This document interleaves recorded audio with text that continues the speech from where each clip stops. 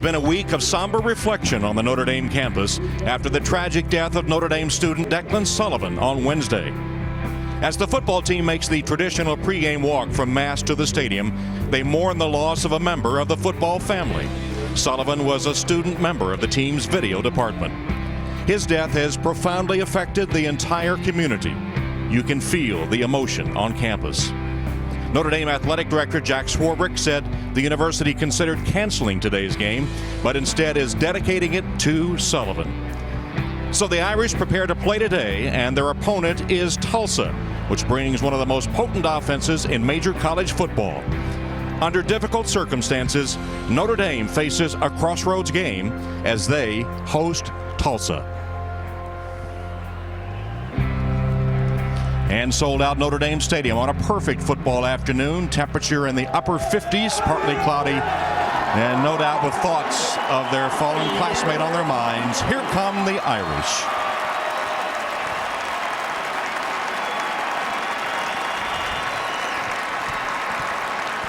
Notre Dame coming off that humbling loss to Navy a week ago. Dane Christ had a rough game against the midshipmen, and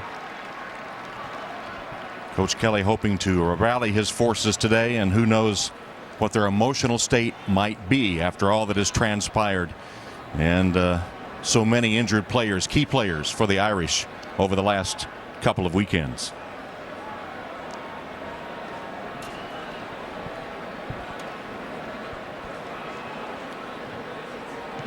So welcome to Notre Dame Stadium, everyone. Tom Hammond and Mike Mayock here for the Golden Hurricane against the Irish, and no doubt a big emotional hurdle to clear for Notre Dame today. They do get a lift from the return of Michael Floyd. Yeah, they do. And Tom, Tulsa's pass defense is dead last in the NCAA, allowing 330 yards per game. Now, the Tulsa staff thinks Floyd's every bit as good as Justin Blackman, the talented wideout from Oklahoma State who torched them for 174 yards and 3 scores. So they're going to pay an awful lot of attention. They're going to double team Michael Floyd. I would expect Tyler Eifert and TJ Jones to be the beneficiaries of that. Well, you mentioned poor Tulsa defense, but they do have a lot of offensive weapons. Oh man, they're fun to watch too. G.J. Kinney, a little bit of a gunslinger, big arm, big kid. He can hurt you with his feet, both out of the pocket where he'll take deep shots down the field, and also on planned quarterback runs. Now, the guy he wants to get the football to is Damaris Johnson.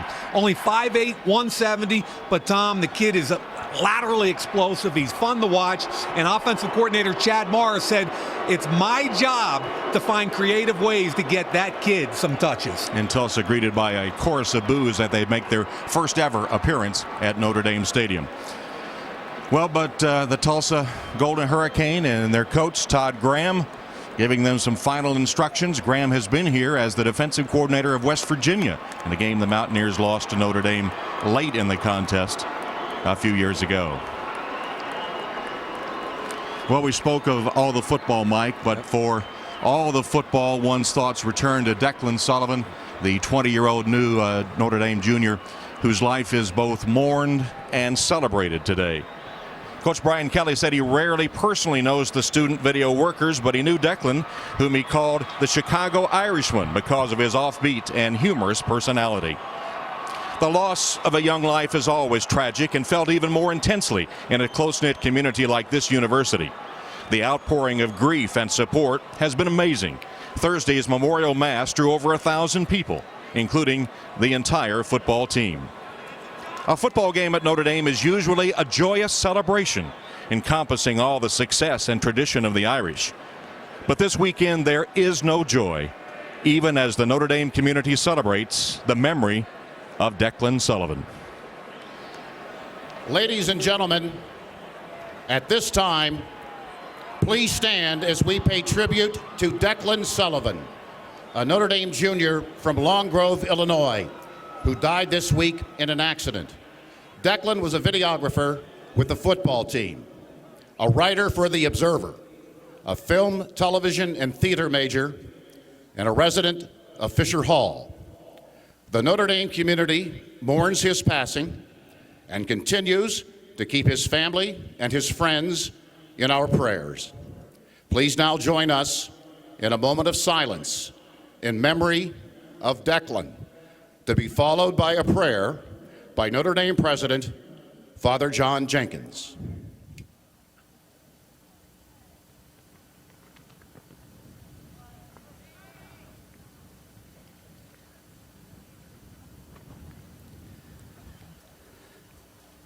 Lord, we honor the memory of Declan Sullivan and thank you for our time with him. Send your Spirit to console his family, his friends, and all of us. Be with us in our grief. Help us to heal. The value of a life is not in the length of its years, but in the generosity with which it was shared. Declan gave his energy, his optimism, his art, and his life intensely to all.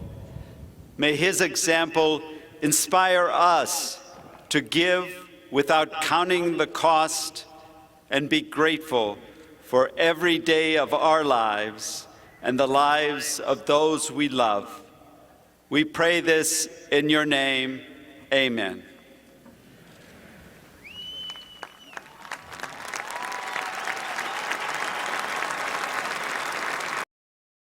In Conference USA play, and Notre Dame at 500 at 4-4 with 4 games remaining in the season. Let's a look at Tulsa head coach Todd Graham at his 4th season in Tulsa with a record of 30-17, and Brian Kelly, the Notre Dame coach, in his first season with the Irish. Kevin Fitzpatrick will tee it up to kick off as Tulsa won the toss and deferred to the second half. Deep men for the Irish: Bennett Jackson and Austin Collinsworth. Tom, I was on the field before the game, and there's a heavy right to left wind as we look at it here on television from our booth. And I would expect Fitzpatrick, in the direction he's kicking it, to be able to get it into the end zone. In fact, the wind is so strong that Justin Skillins will hold for Fitzpatrick on the opening kickoff.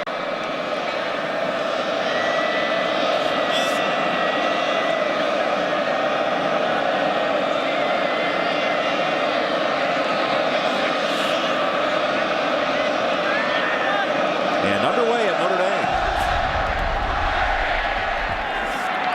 Jackson has to run up in a hurry to collar it, and then is slammed down at about the 26-yard line. Good special teams coverage by the Golden Hurricane as we look at the Adidas starting lineups for the Notre Dame offensive unit.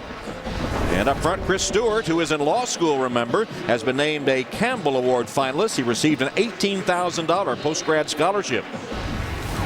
And Michael Floyd, back from injury. He has 44 receptions and 6 touchdowns.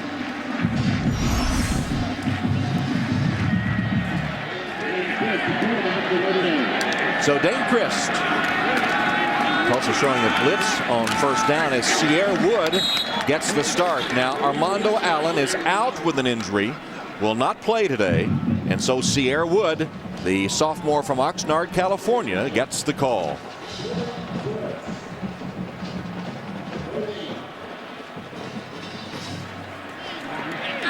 No gain on the first run by Notre Dame.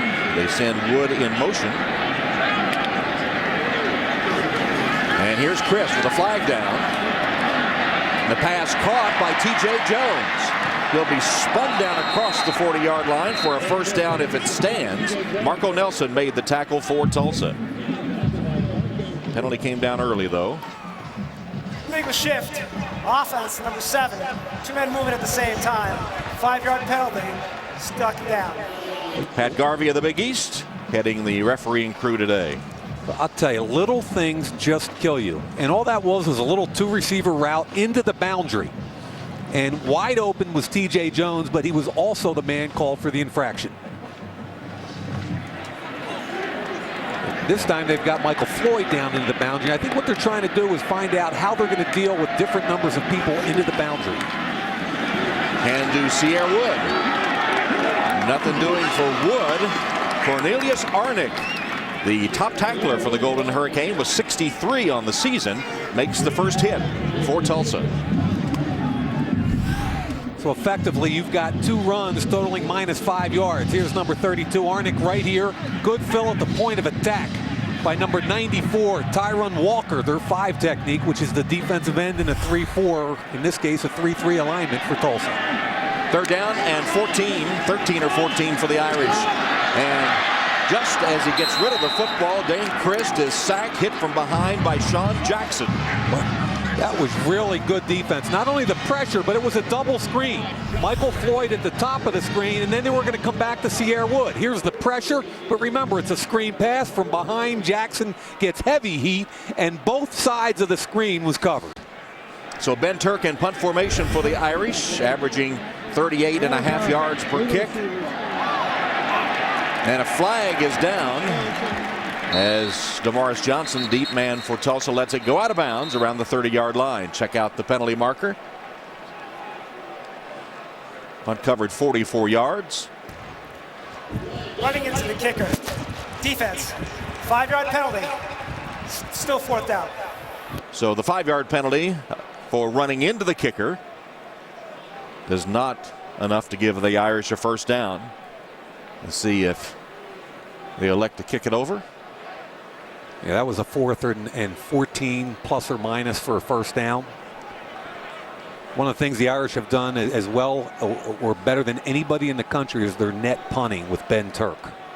It is the best in major college football. Correct.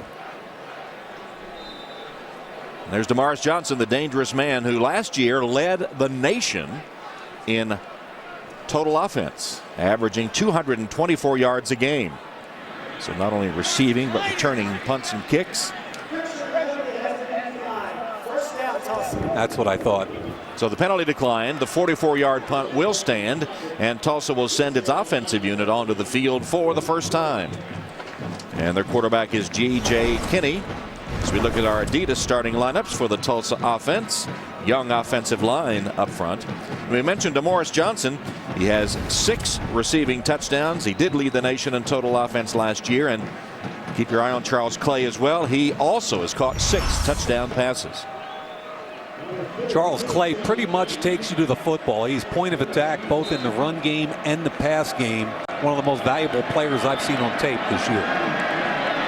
Coach Todd Graham telling us that Tulsa, they don't have a lot of plays, but they have a lot of different formations from which they run their plays, and they get a man wide open, Ricky Johnson, on 1st down for a big gain to midfield. It's a 17-yard strike from Kinney to Ricky Johnson on 1st down. And Ricky Johnson's their inside slot receiver. Right here, you're going to see him working on Kerry Neal, comes inside. I like the little hesitation. Manti Te'o runs past him. He forces the hesitation like he's going to block Te'o. Te'o blows by him, and then he goes into the exposed hole behind him. 13th reception of the season for Ricky Johnson, sophomore from Lafayette, Louisiana. 1st down, Golden Hurricane. Kinney faked, delivered, but he short-hopped it toward his intended receiver, DeMaurice Johnson. Here's the Adidas starting lineup for the Notre Dame defense. Ian Williams injured in the loss to Navy. So Sean Swinar gets the start at the nose tackle position. Carlo Calabrese is sidelined, and Brian Smith starts in his place. And the secondary, safety Harrison Smith headlines that group. Wildcat. And a handoff to Douglas. And Douglas spinning his way to the 25-yard line of the Irish. That's a gain of 25 yards.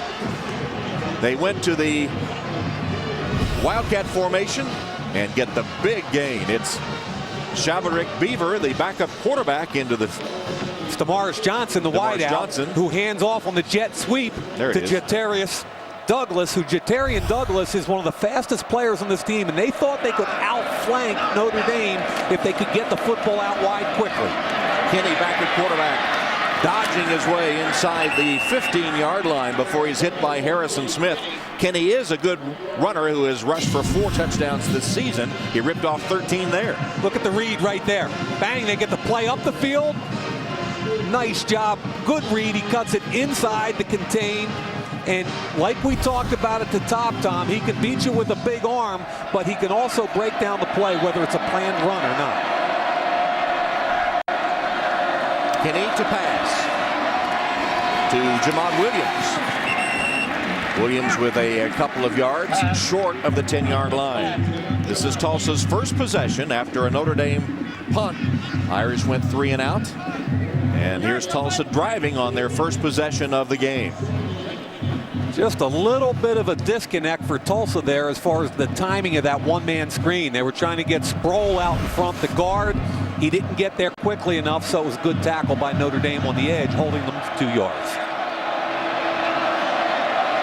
More movement, and this is all about French pastry, like you talked about earlier. Damaris Johnson.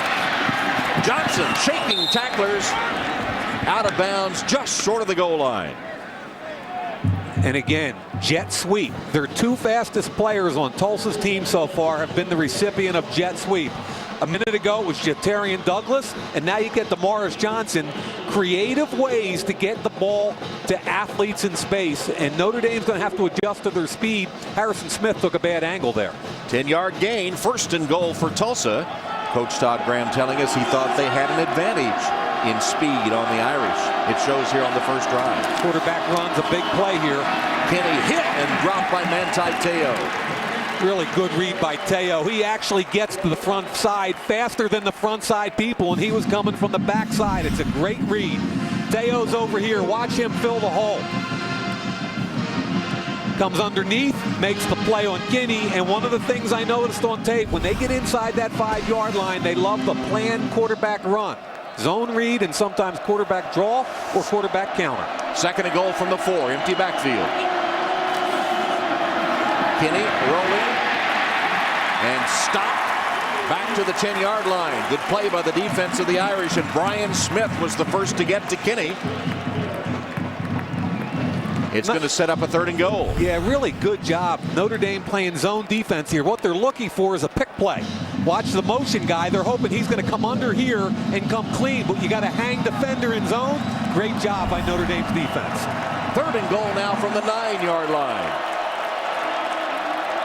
Kinney drills complete for the touchdown. It's to Damaris Johnson, his 7th receiving touchdown of the season, as G.J. Kinney had some mustard on that one to get the score. Wow, did he just undress Blanton right here. This is one-on-one, man-to-man. Watch, he takes it in hard inside technique by Blanton, and he still beat him inside. So on 3rd and goal, a 9-yard touchdown pass. Kinney to Damaris Johnson. And Fitzpatrick will attempt the extra point.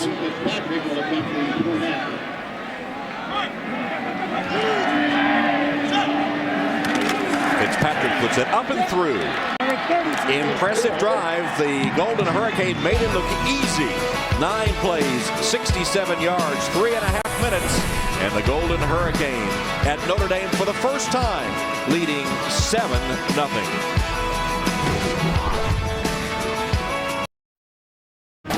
An easy 9-play, 67-yard drive on Tulsa's first possession of the game after Brian Kelly and the Irish went 3 and out after receiving the opening kickoff. Jackson and Collinsworth, the deep men for the Irish. Fitzpatrick will kick it, and the ball blows off the tee.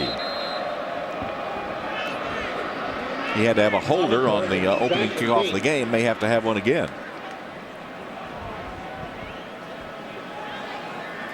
One of the better directional kickoff guys I've seen this year. Austin Collinsworth, the freshman, son of Chris Collinsworth.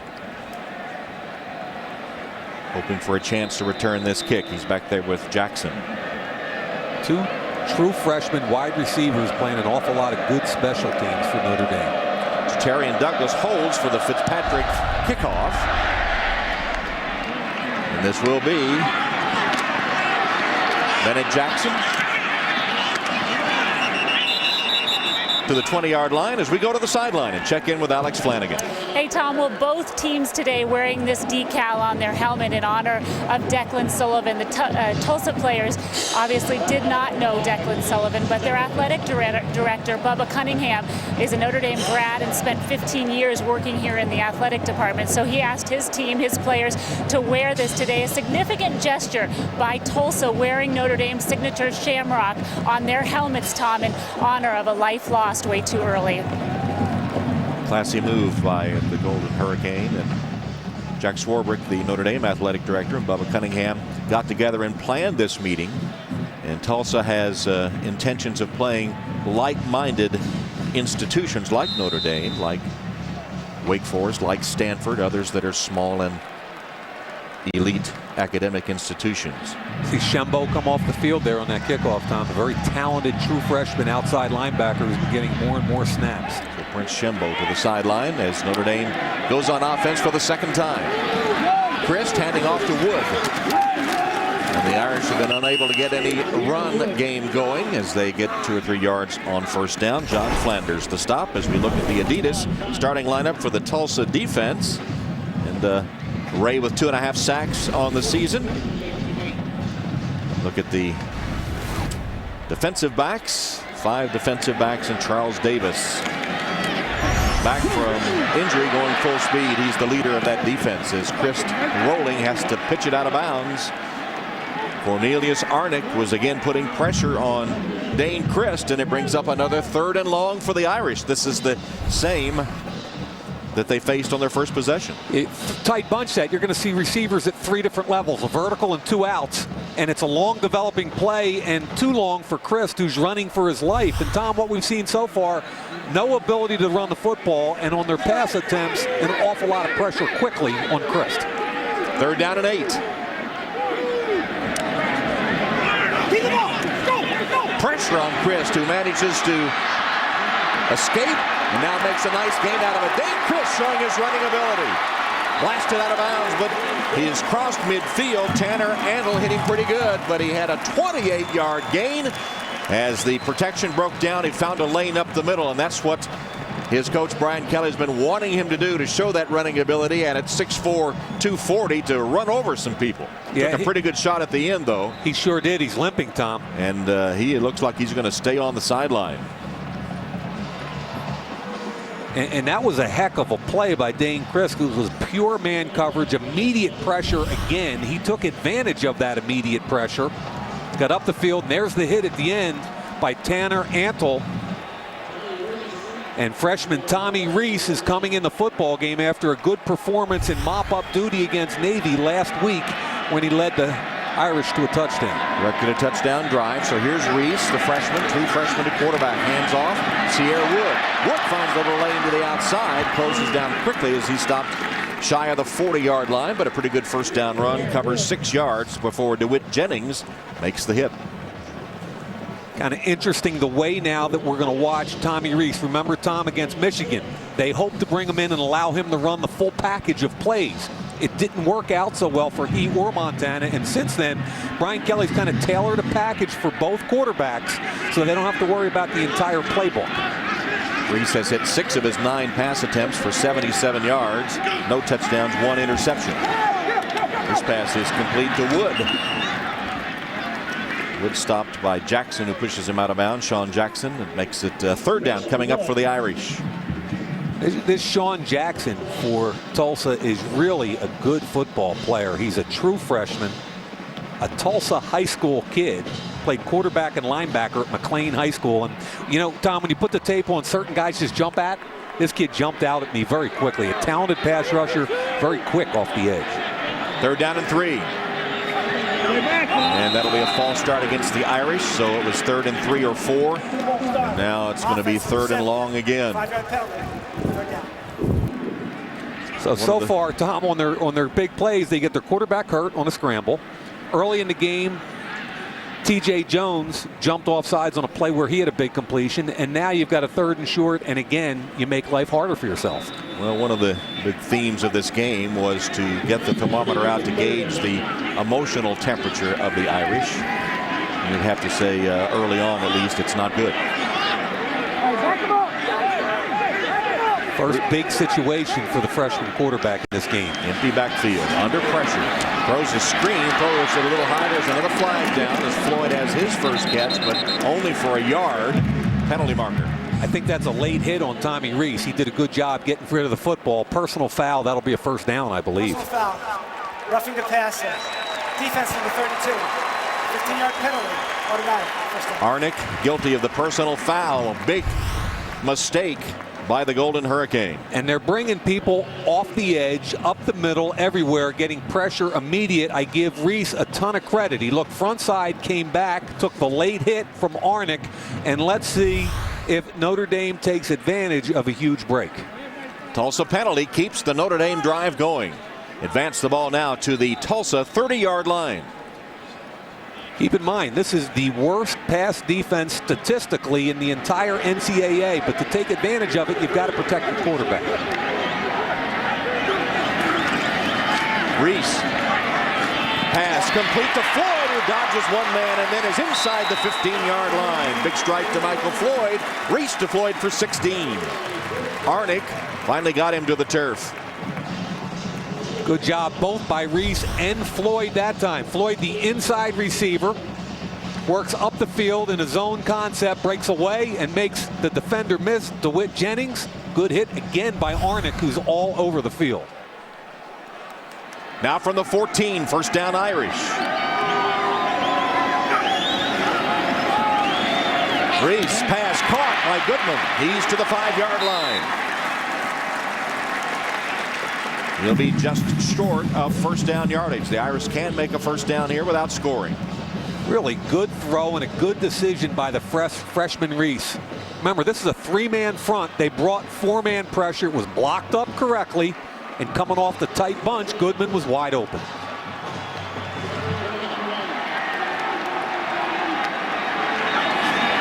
Reese to the air on second down for the end zone. Overshot Goodman, who was open. Tulsa brought pressure that time. Goodman wide open. That's where the quarterback's got to be a little bit more patient. And a flag is on the field. Illegal shift. Offense. 2-minute movement at the snap. 5-yard penalty. Still third down. Second time that has happened to the Irish. Patience is a virtue for any quarterback, but especially a freshman. And here he is, looks down the field. He's got the time. He knows he's got an underneath defender there in Antle, but that's where you need a little touch on the football. Should have been a touchdown for the Irish. Instead, second down and 6. Reese caught for the touchdown. Michael Floyd.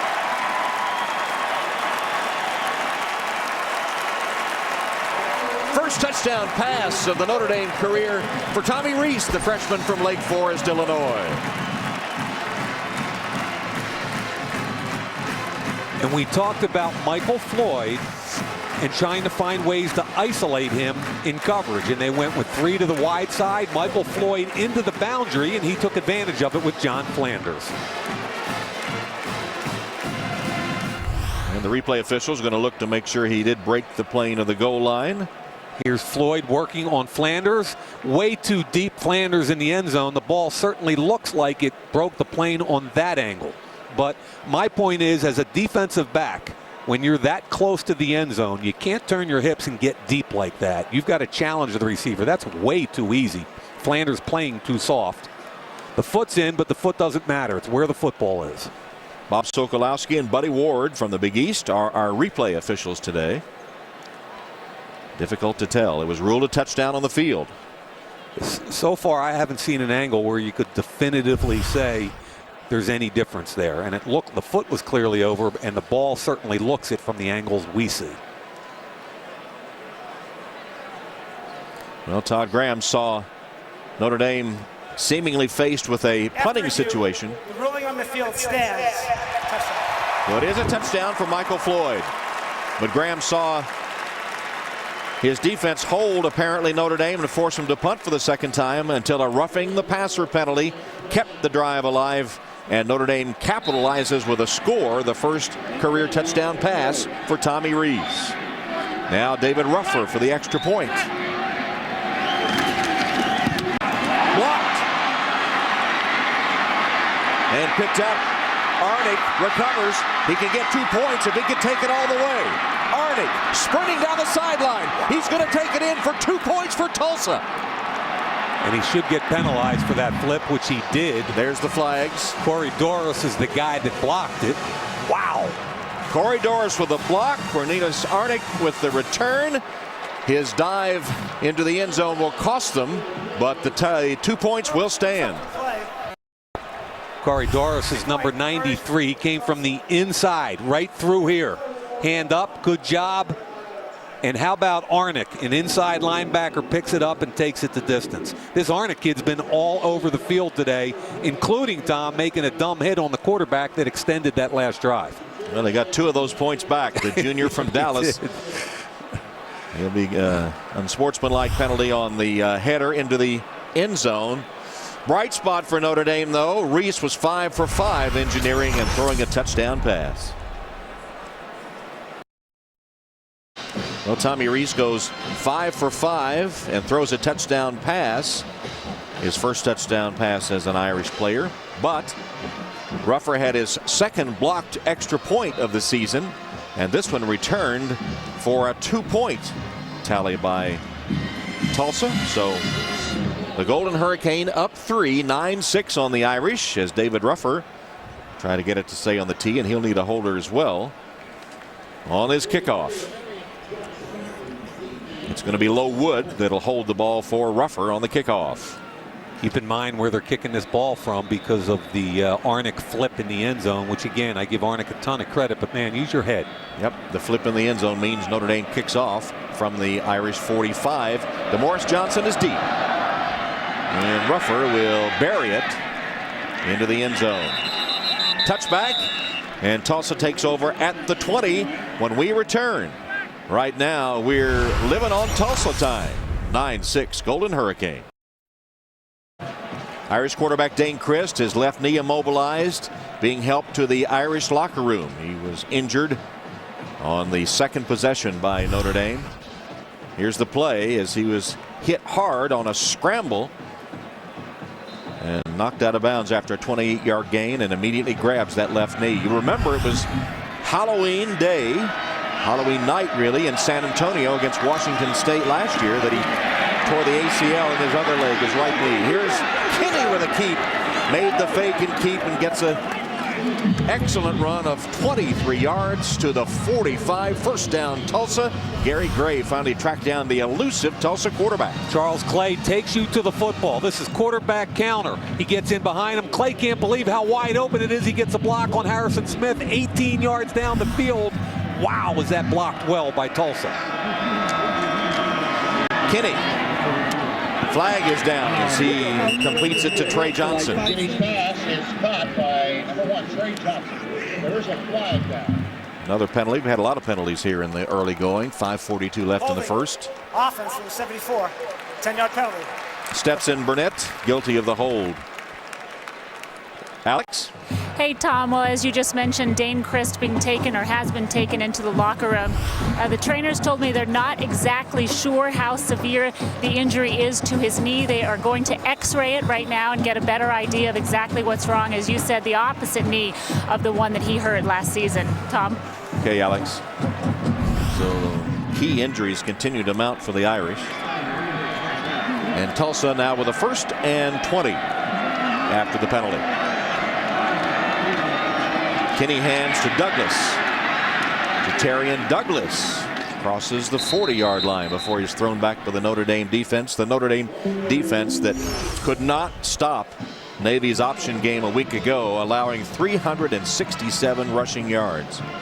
And they're struggling with some speed today, Tom. I mean, Douglas has averaged 9.6 yards per carry this year on a limited number of carries, but he's really quick, and so far they're finding a way to get to the edge. Got the penalty yardage back. It's 2nd and 10. Douglas has carried twice for 35 yards today. And you mentioned they don't run a whole lot of running plays, but they do it from a multitude of formations, so a lot of French pastry. Kinney scrambles free. Made a nice move on Teo, who managed to get a piece of him as he falls forward to midfield. And we talked about his ability to improvise under pressure.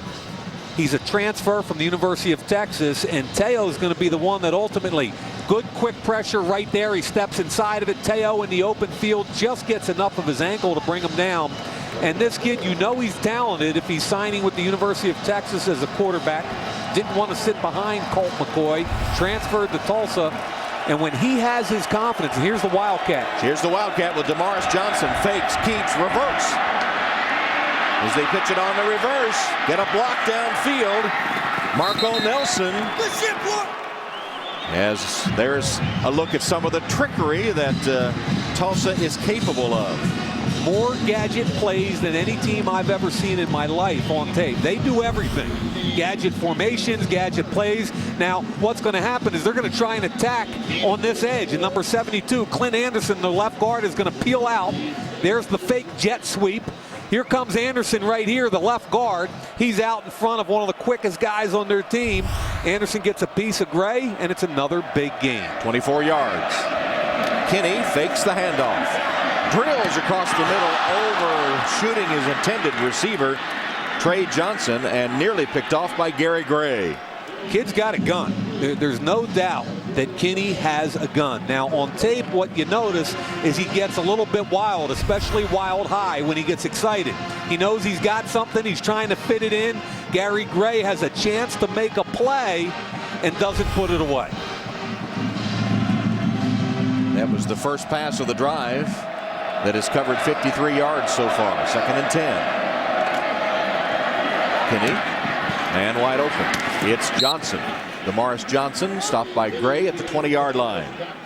Mentioned G.J. Kinney, who was at Texas but decided he wanted to start 3 years, and Colt McCoy was the man that was. There he is, Colt McCoy. So Kinney decided to look elsewhere, and he came to Tulsa because, like the coaches, like the smallness of the campus at Tulsa, and after a redshirt year at Texas, came to Tulsa, started last year, and here he is reaching his prime for the Golden Hurricane as he throws a touchdown pass to Clay. Wow, and you know what, Tom? They run more wheel routes than any team I've ever seen. Clay should have had the catch. Tough catch, but he should have had it. It's incomplete, but it looked like he had it, and it would have been a 20-yard touchdown, but Clay could not hold on, usually sure-handed. Here it is again. That's a wheel route, an out and up route, gets behind Gray. Typically, he'll put that away. He's got 27 catches, 6 of them for touchdowns, and Tom, over 2,000 receiving yards in his career. He's a special talent. From our angle, it looked like he had it, but when he went to the ground, it came loose, got to hold it all the way. Fitzpatrick will attempt the field goal of 37 yards, and it is good.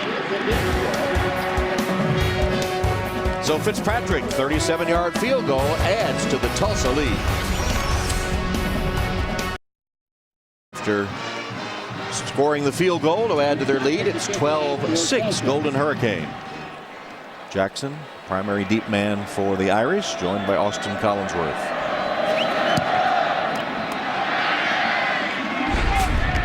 Jackson a yard deep. Getting to the outside. And the kicker, Fitzpatrick, is able to prevent the Bennett touchdown. Fitzpatrick, the kicker, able to get him out of bounds. As the University of Tulsa, one of the smallest schools that plays FBS football. Here are some surprising numbers. Wake Forest with 4,500 undergrads. The service academies all have 4,300 mandated by law. Rice, 3,200 undergraduates, and the smallest school playing FBS football, it's the University of Tulsa. Just over 3,000 undergraduates. And Coach Graham telling us he loved the atmosphere there. Great place to live, all the support he needs, and smart players that he gets to coach. Tommy Reese, backup quarterback, finds Tyler Eifert. Tight end's first catch of the day. Cornelius Arnick makes the tackle after a gain of 14. So Reese getting his baptism of fire, throwing his first touchdown pass on the last possession from Lake Forest High School in the Chicago area. Also played basketball there, had 23 touchdown passes as a senior, was a former Chicago Bears ball boy when his dad was working in the Bears front office.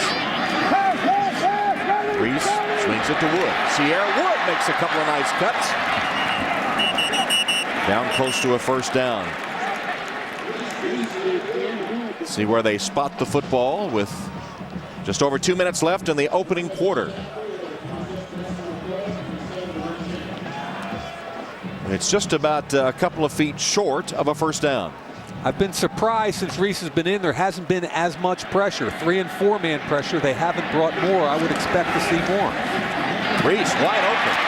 Floyd snags it at about the 22-yard line. Nice catch by Michael Floyd as Reese winged it to him for 13 yards. Nelson and Antle on the Tulsa hit.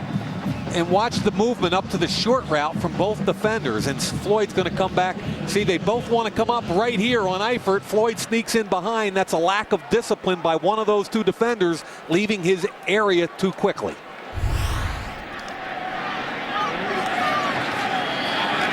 Reese rolling to his right, delivers. Incomplete. Juggled by John Goodman. That's the first miss for Tommy Reese. He had hit his first 8 pass attempts. Stark contrast to that Michigan game. Looks like he's growing up a little bit. There's where the Irish are trying to reach. It's the Xerox first down line.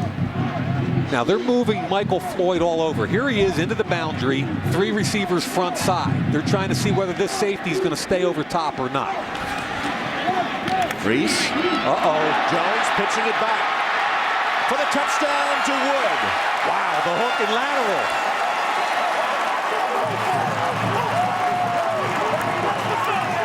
TJ Jones catches, laterals to Sierra Wood. It's a 22-yard Irish touchdown. Wow. So the Irish with a little trickery of their own. And it pays off. Here's Ruffer for the extra point. His first one blocked and returned for 2 points.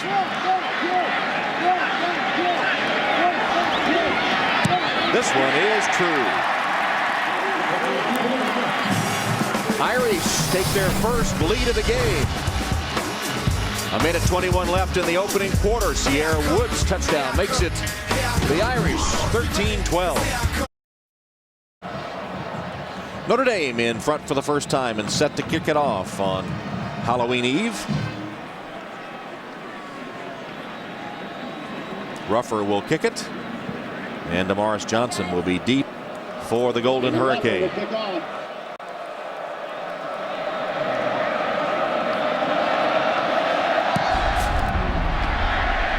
Another good kick by Ruffer. Johnson takes it over his shoulder, 3 yards deep. He's going to come out with it. He's a dangerous returner, nearly had a seam. And Tulsa will take over after the Irish, with a trick play, take the lead. Points for creativity here for Brian Kelly. Now watch what happens. The key is what you do with this corner. Here's TJ Jones. Once he catches the football, he's going to flip it to Sierra Wood. The corner is taught to fly to the football, and there's a great block by Goodman. The timing is impeccable, but really it's the Goodman block right here. Watch Charles Davis react inside. When Davis reacts inside, he pins him inside, and that allows Wood to get to the edge and the big play. Tulsa tries to answer. Handoff to Douglas. Spun back by the Irish defense. First man there, Capron Lewis Moore. And Tom, I'm going to tell you that from a defensive perspective, to me, that's the first time it looked to me like the Irish flew to the football with some passion.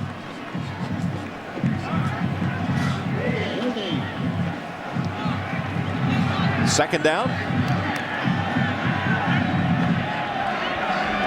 Kinney. His pass caught. Reception made by Jameel Owens. Short of the first down at about the 30-yard line. The Irish were in their 4-man defensive line attack, expecting pass with the empty set. Off the field goes the quarterback, so we've got another Wildcat situation. This time, Damaris Johnson. See, here's the huddle with the wide receivers not a part of it. Damaris Johnson with Clay, the key in their run game. Johnson hands off to Douglas. Irish not fooled. Nice play by the Notre Dame defense. Capron Lewis Moore and Darius Fleming, 2 guys at the point of attack, made the play. And that'll bring us to the end of the first quarter with Notre Dame leading 13-12. Back to Notre Dame Stadium after these messages from your local station. You're watching Notre Dame football on NBC. The clock had ticked down to 0, signaling the end of the first quarter, but while we were away, 2 seconds put back on the clock because a timeout had been called. Apparently wanted to punt with the wind.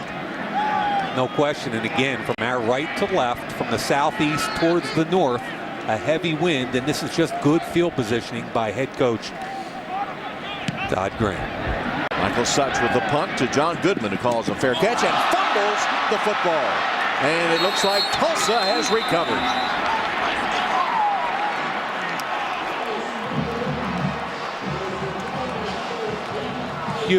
Huge play. John Goodman with a fair catch. Not a tough catch, by the way. This is not a tough punt that turned over and was hard to judge. It looked like he took his eye off the football. It hit him on the right side of the body. That's great hustle. And Brian Burnham is the man that recovers the fumble for the Golden Hurricane. And Coach Graham ecstatic on the sideline. Big turnover. They'll have it in scoring position. Ribbons on the top of the goalpost show you there is some swirling wind in Notre Dame Stadium, and Coach Graham and his staff at Tulsa calling a timeout and getting 2 seconds put back on the clock so he can punt with the wind. And John Goodman trying to field it in that wind, fumbled the fair catch. Here's Tulsa, first down at the 14 of Notre Dame. Kenny. Gary Gray hits him for a sack, a loss of 5 yards. And that was a cornerback blitz. Gary Gray coming off the edge, never seen by Kinney. Not seen by any of the linemen either. Here he comes. Kinney doesn't feel him from the backside. He runs right into him. Nice call by Bob Diaco. Second down, 15. Ball now back to the Notre Dame 19-yard line. Whistles will stop that play. False start. Offense, number 82. 5-yard penalty. Clay Sears, false start. And a 5-yard penalty against the Golden Hurricane, who had such great field position with a first down at the 14, and now are headed in reverse. Tom, when we spoke with Todd Graham yesterday, he talked about getting the game into the second half and the fourth quarter within 7 points, and he really felt like they could ambush this team, and certainly going according to his plan right now. Kenny on 2nd and 20.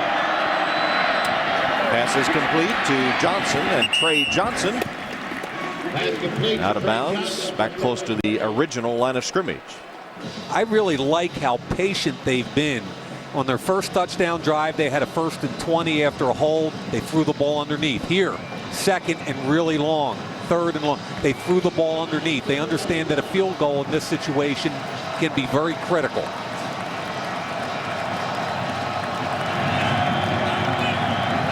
Five wide receivers for G.J. Kinney, who's hit 6 of his 9 pass attempts to 5 different receivers.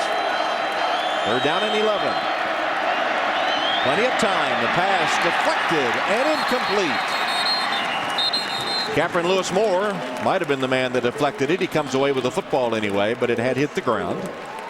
And they went coverage here. 3-man rush. They drop 8. And when you only have 3 men, Cameron Lewis Moore is not going to get there. He's double and triple teamed. What do? Keep your eye on the quarterback and elevate when that ball comes out.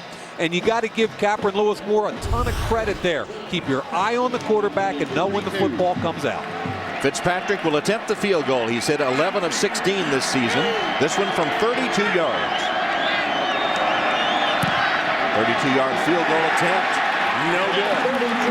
Wide left on the field goal attempt. And after the costly turnover, Notre Dame escapes without any points scored by Tulsa. And Tom, this is the 2nd consecutive poor snap.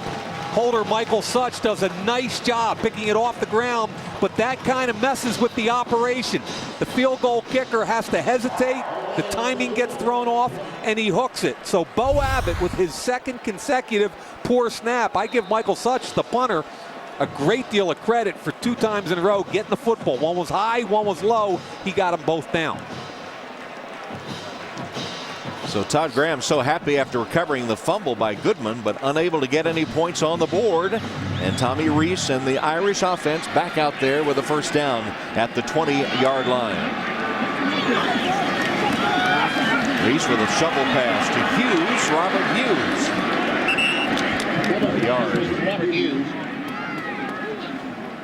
DeWitt Jennings not fooled. He's a true freshman from Bixby, Oklahoma.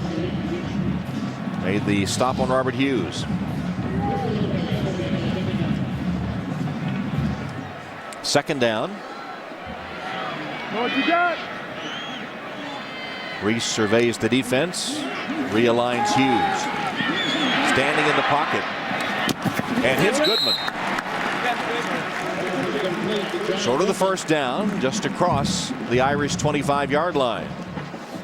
Rees standing in the pocket as the rush came all after him, but he showed good pocket presence there. And you know what? That's a big arm right there for freshman quarterback out to Goodman. That's from one hash mark all the way across the field. Goodman working against Charles Davis in man-to-man. Third down for Notre Dame. One thing you have to be careful as a young quarterback is staring down your receivers, which Tommy does a little bit. Well, flags fly.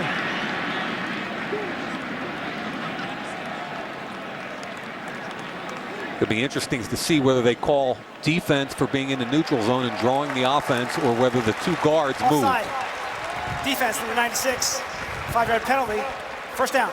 Offside. Darrell Zellers of Tulsa gives Notre Dame a first down. Zellers, the nose tackle.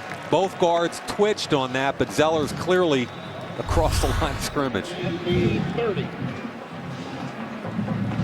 Todd Graham, who was a defensive back and has been defensive coordinator at several stops on his coaching career. In fact, he was telling us yesterday, he said, I'm a defensive coach. He said, you know, I like to run the football if you ask me. I turn it over to the specialists on defense, on offense, though, and it's the defense that interests him most.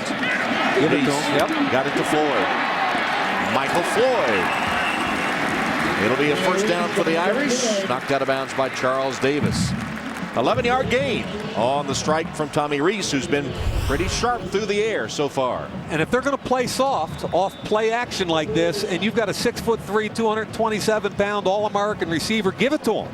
Let him put his head down and pick up yardage. That's the 5th catch for Michael Floyd today in what should be a big day. Tommy Rees has hit 12 of 13 for 110 yards. As the Irish on the move here as he rolls to his left and delivers another completion. This one to Eifert. Tyler Eifert, who grew up in Fort Wayne, Bishop Dwenger High School. His dad played basketball at Purdue, so Tyler grew up a Purdue fan of all things. Heaven forbid, Tom. That catch gives the Irish the ball. Second down at the 46. And the penalty flags fly again. It's always offense, number 80. 5-yard penalty. Second down. Eifert that time can't stand the attention as he's called for the false start.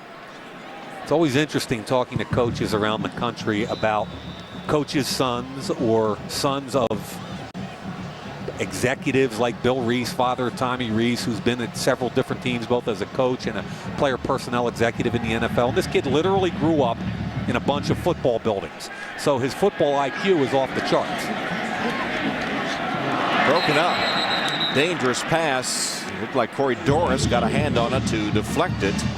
They were trying to set up a screen pass to T.J. Jones. So that's 2 missed passes now by Rees. You mentioned his dad, Bill, assistant at UCLA and in the front office of several NFL teams, the Bears, Cleveland, San Francisco, and Kansas City.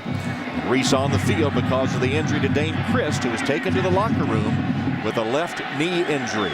We'll continue to update his status. Rees, pass intended for Eifert, kind of over his head and behind him, and it looked like he was pretty well covered anyway. You know, there's a disconnect here, and this happens a lot when you're not used to practicing with the first team. Eifert right down the seam. His head won't even turn around. Rees has to get rid of the football. Eifert's head isn't even around yet. They're throwing to one route, and he's running a different route.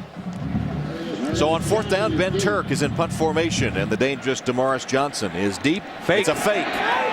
A fake and a reverse to Jackson. Bennett Jackson. He'll have the first down as he hurdles a tackler, and he's still on his feet inside the 40-yard line. 21 yards on the fake punt and carry by Bennett Jackson. So Tulsa comes into Notre Dame Stadium with a reputation for trick plays, and Notre Dame scored a touchdown on a hook and lateral, and now on a fake punt keeps the drive going. And it gets a direct snap to Bobby Berger, the fullback. Really good timing. Watch him, and then the end around. Berger makes the catch.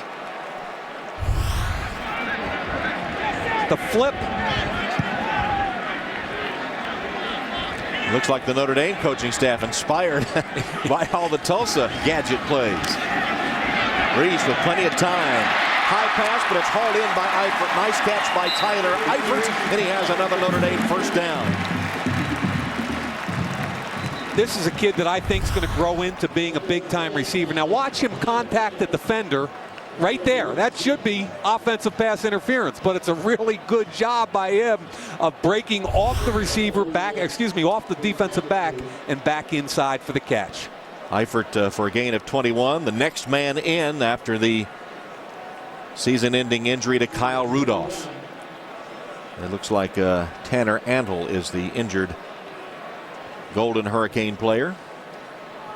You know, a moment ago that punt really was kind of interesting to me, and it was the direct snap to Berger. Berger's the fullback who steps in to catch it, and then Jackson comes around, the end man on the line of scrimmage. Look at the blocking here. They set the wall up just like a punt return, and wow, the athletic ability of the freshman Bennett Jackson, who I think has been the best cover guy on their kickoff team. Look at the verticality there, Tom. Look like you play little hoops or something, huh? Got a couple of nice blocks as Antle is walking to the sideline. Tanner Antle, an interesting player. We talked to him. He played 8-man football in Foyle High School, and his dad had played at Oklahoma State, Rick, and Tanner telling us he'd played football all his life and he didn't know what was going to happen next, and he had finished that 8-man football career, which they have in Oklahoma, and the family was sitting down to dinner to discuss him going to junior college. He didn't think he was going to get any offers from major college football teams, and suddenly as the team sat down to dinner, got the call from Tulsa and was on his way to play for the Golden Hurricane, now in his 5th season. He's been a 3-year starter on the sideline after being shaken up. Reese hands off. Sierra Wood turns the corner. Nudged out of bounds inside the 15-yard line.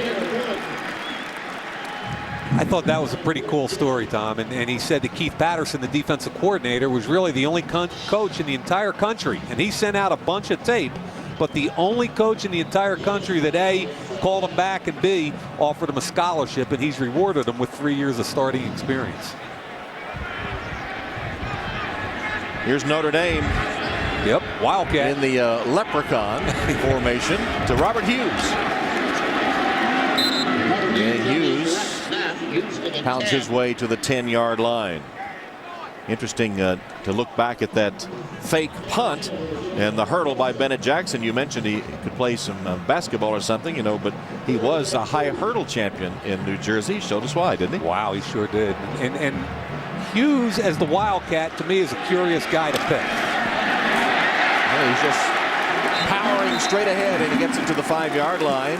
Tulsa able to get Tanner Antle back on the field after being shaken up, but unable to stop the straight ahead power of Robert Hughes from the Leprechaun. 245 pounds, and what they're basically saying is we're going to get 10 guys and we're going to run some power football right now. Stop us if you can. I don't know if I've ever seen a leprechaun quite that big.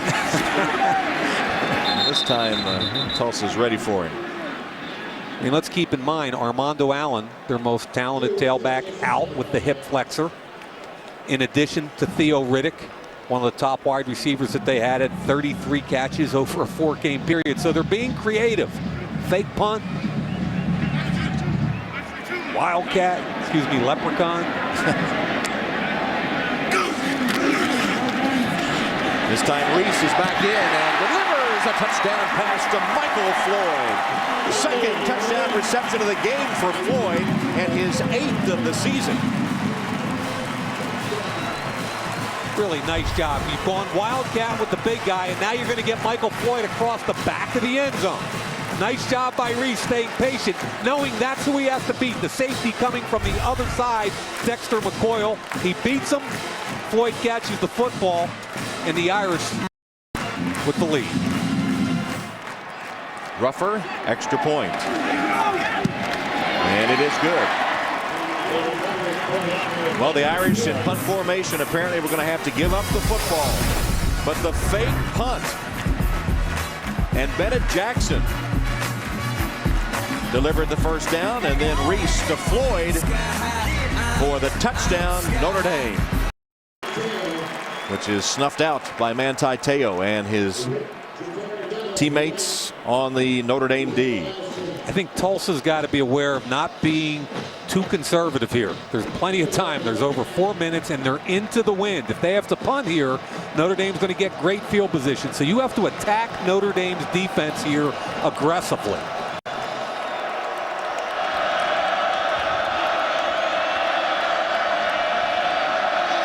Second down pass, Kinney. Crossing wide open is Genesis Cole. And he will have a Tulsa first down. Kind of an interesting name, huh? Genesis? Was a defensive back and comes up with his 11th reception of the season. He's a junior from Little Rock, Arkansas. Wonder if he's the oldest child. What do you think? Genesis, the originator, the original, the first? You're the wordsmith. Tell me. I would say so. I'm asking that. Fake, Kinney got away from the man in the backfield. Then dropped at the 30-yard line, maybe the 31. Another flag. Kerry Neal made the hit. Te'o knows he should have had him in the backfield. Kerry Neal ultimately makes the play. Personal foul. Defense number 90. 15-yard penalty. First down. Wow. Ethan Johnson called. Ethan Johnson, the defensive end, in a 3-4. See him at very late coming in. Didn't hurt him much. I mean, that's just not a smart play. Just pull off. He had enough time there. And these refs are calling everything today. Umika Nwankwo replaces Ethan Johnson. You saw him come off the field. First down, Tulsa, 47-yard line.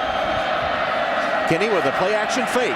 And going deep, he has a man open, but he hung it up too late and almost caught on the deflection. Willie Carter was the first intended receiver. He was behind the defense, but the ball, perhaps against the wind, just hung up a little too much. There he is behind the defense. Yeah, and all he's got to do is throw that football deep. Harrison Smith is in center field, but he clearly had gotten by the corner, Gary Gray. I think if he got some air under that real deep, there's a problem for Notre Dame. Charles Clay almost caught it on the deflection. Right. And Willie Carter and Charles Clay are the two H-backs in the game at the same time. Harrison Smith, as you said, the safety playing center field over to help. The incompletion makes it 2nd and 10. 4-man front for Notre Dame. That's their pass rushing front. They just got called for delay of game. You saw the play clock ticking down, and there's another penalty flag. It'll cost the Golden Hurricane 5. There's offensive coordinator right there for the Tulsa, Chad Morris. Golden Hurricanes from Tulsa. You know, what's really cool about him is they hired him right out of the high school ranks. And there are not a whole lot of head coaches, I believe, that would have the confidence to hand the keys of your car over to a high school head coach. But this guy's pedigree in the state of Texas was just incredible. 16 years as a coach, 169-38 record. Kinney pulls it back down and will scramble. Got away from Te'o. Fumbled the ball.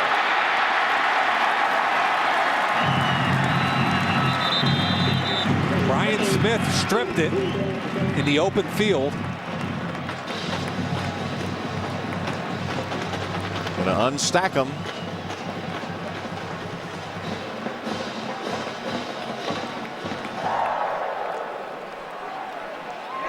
And it is Notre Dame football.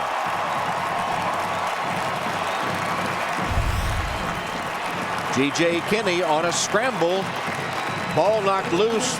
And Kona Schwenke, the freshman from Honolulu, or from Hawaii anyway, drops on it for Notre Dame. Saints game is just a huge game this weekend in New Orleans.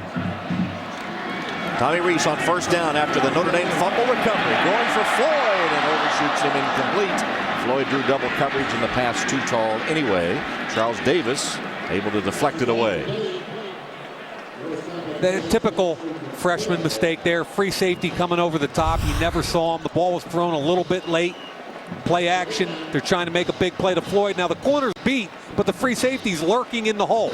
You've got to see Dexter McCoyle sitting there in the hole, and you can't make that throw when points are so critical at the end of the half. Rees has missed his last 5 pass attempts. This one almost intercepted off the pads, or it would have been picked off by Charles Davis. And again, a little bit late, staring down your receiver. Talk about freshman mistakes. Young quarterbacks almost all do the same thing. They stare down their primary and sometimes throw the football a little bit late. Charles Davis made a great play on the football. Freshman Rees playing for the injured Dane Christ, and in a bit of a slump here the last few pass attempts. This one is able to find its target. It's Tyler Eifert, and he's out of bounds but short of the first down. Knocked out by Brian Moore. And I think he was way late on that route. He allowed the inside safety to make the play when if he throws it on time, you give your receiver a chance to catch it and run with it. So it brings up fourth down for the Irish at the 43-yard line of Tulsa. And a timeout taken as we go to Alex for another report on the injured Dane Christ. Hey, Tom, well, it looks like this team will be in the hands of Tommy Rees for the foreseeable future. Dane Christ has a ruptured patellar tendon in his left knee. Remember, it was his right knee that ended his season last year. Now the left knee, a ruptured patellar tendon, will end his season this year, Tom. He's in the locker room now surrounded by his family and good friend Kyle Rudolph as well. Tom, back to you. All right, Alex, so the irony, it was on Halloween last year that he tore the ACL in his right knee against Washington State in the game in San Antonio, and here on Halloween Eve it's the left knee. And so, as Alex said, the Notre Dame offense in the hands of true freshman Tommy Rees. And Tom, I can tell you from personal experience, my son just had his patella tendon operated on back in August, and he won't be able to go until March. So I don't know what the corollary is as far as surgery required or anything, but it is a long-term recovery if that's the case. Tough luck for Dane Christ and for the Irish. So on fourth down, it's Ben Turk. Try to pooch punt one to put Tulsa deep. End over end and out of bounds. And it will be spotted at the 15-yard line of Tulsa. Well, what do nearly 70,000 people dressed up for Halloween look like? Sunday night, don't miss the world's biggest Halloween party as the past 2 Super Bowl champions, the Steelers and Saints, face off on Halloween night. Coverage begins live from New Orleans Football Night in America, 7 Eastern, 4 Pacific, here on NBC. Pittsburgh has their 2 defensive ends that are hurt. Aaron Smith tore the triceps, he's out. Brett Kiesel with a hamstring, he's questionable. Ziggy Hood, former first-round pick, you better step up, son. Kenny with a play-action fake, the ball deflected and then almost intercepted. What a play by Blanton. Great recognition. He trusted what he saw, got in the lane of the football, and as a defensive back, here he is. Watch him trust it. He beats the block. I give Blanton a ton of credit, and as a defensive back, you have to trust your keys, and when you see it, you react and you go. Jamar Slaughter almost able to pick the ball off before it hit the turf. Second down and 10 from the Golden Hurricane 15. Kenny rolling left.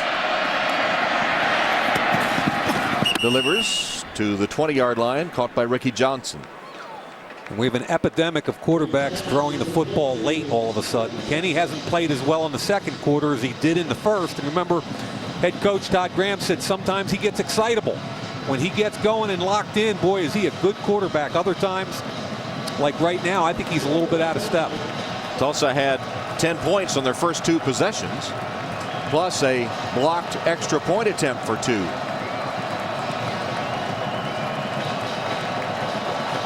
And now they're milking the clock a little bit. 3rd and about 6. Clock is under 2 minutes. Call the timeout. Yep. So Tulsa does stop the clock at 1:53.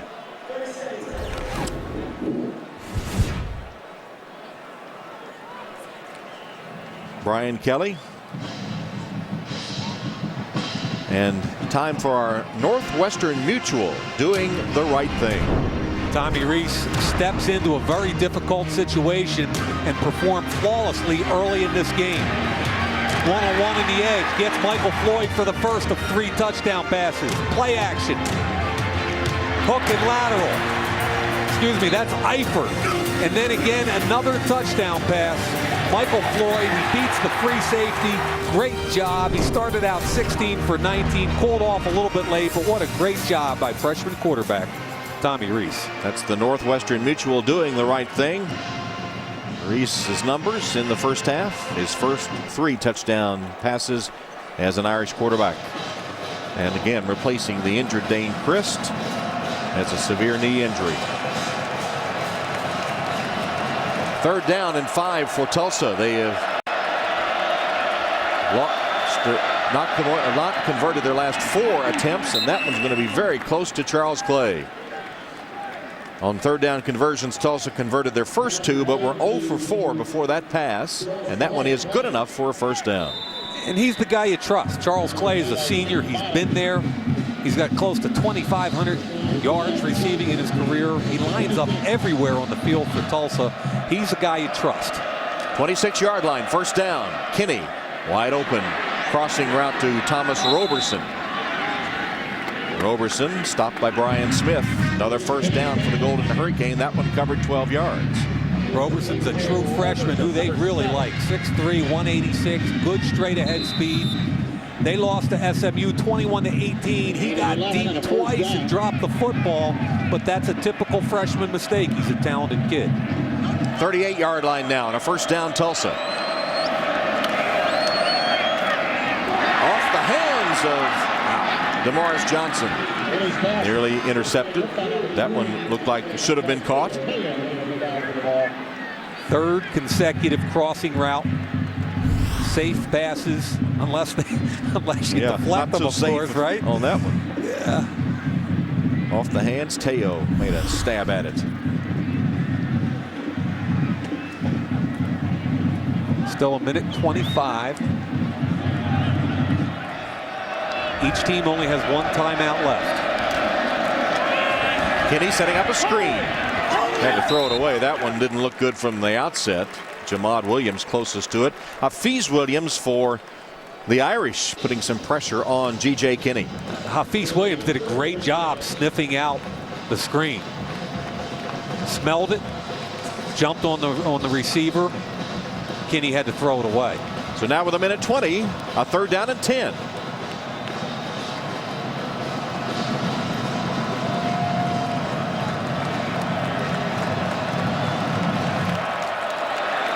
Charles Clay lined up as an inline receiver.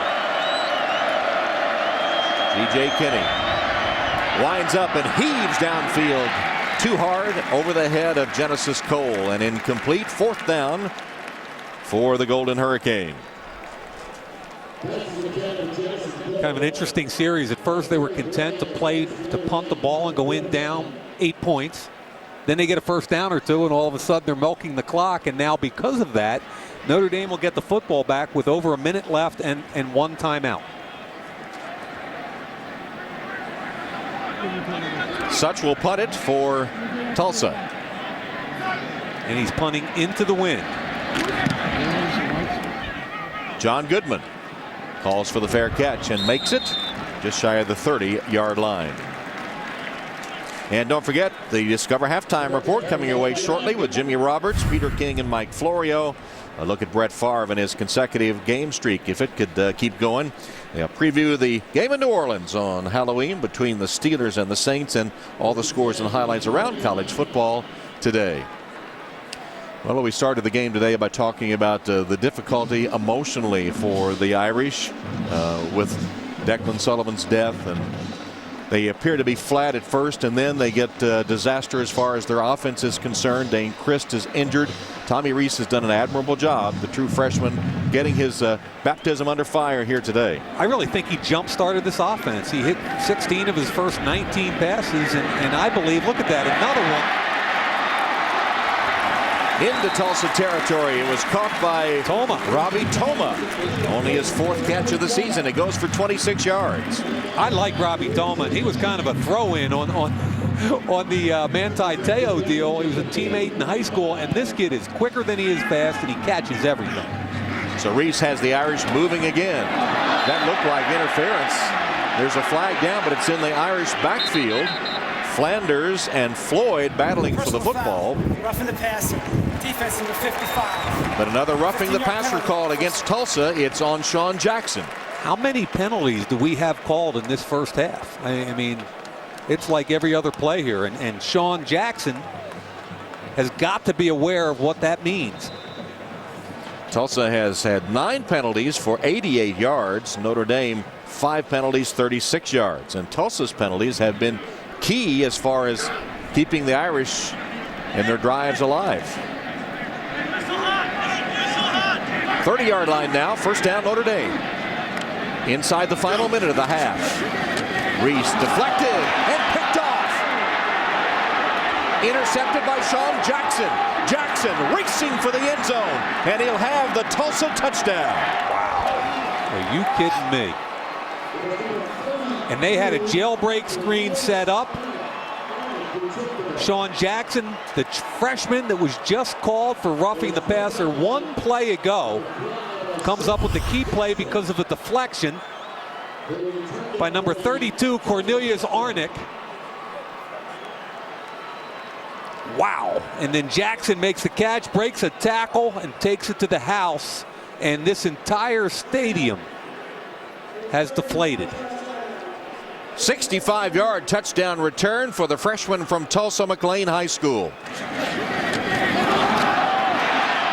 Catches it in stride, and remember, this kid was a quarterback and a linebacker in high school.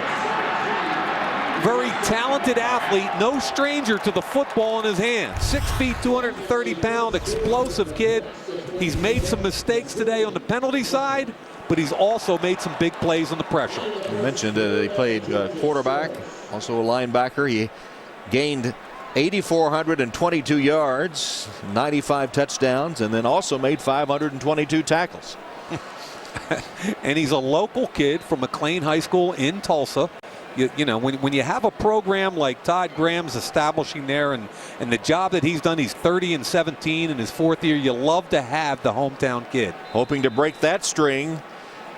20 consecutive losses to BCS opponents. Now they're going to go for 2. Here comes the shifts. 2-point conversion. Kenny rolling to his right, looking to his left, tosses it, and it will be Sears, but he's stopped short of the end zone as he fell down. The pass took him to the ground, and so the 2-point conversion is no good. And with 37 ticks remaining till halftime, the score remains 20-18. And that was the exact same 2-point conversion that they ran successfully against SMU, where they set the formation one way, sprint to the formation, and throw it back to their inline tight end. Notre Dame obviously saw the same tape I did and snuffed it out. But Coach Graham saying to us yesterday, if they could go into halftime within a touchdown, they felt like they were in good shape. So with freshman Tommy Reese operating, it will be Tulsa within that touchdown score and then some, trailing only by 2. So Reese will have 37 seconds if they elect with the freshman quarterback to try to get something going, or perhaps, depending on where the kickoff goes, perhaps just let the half end.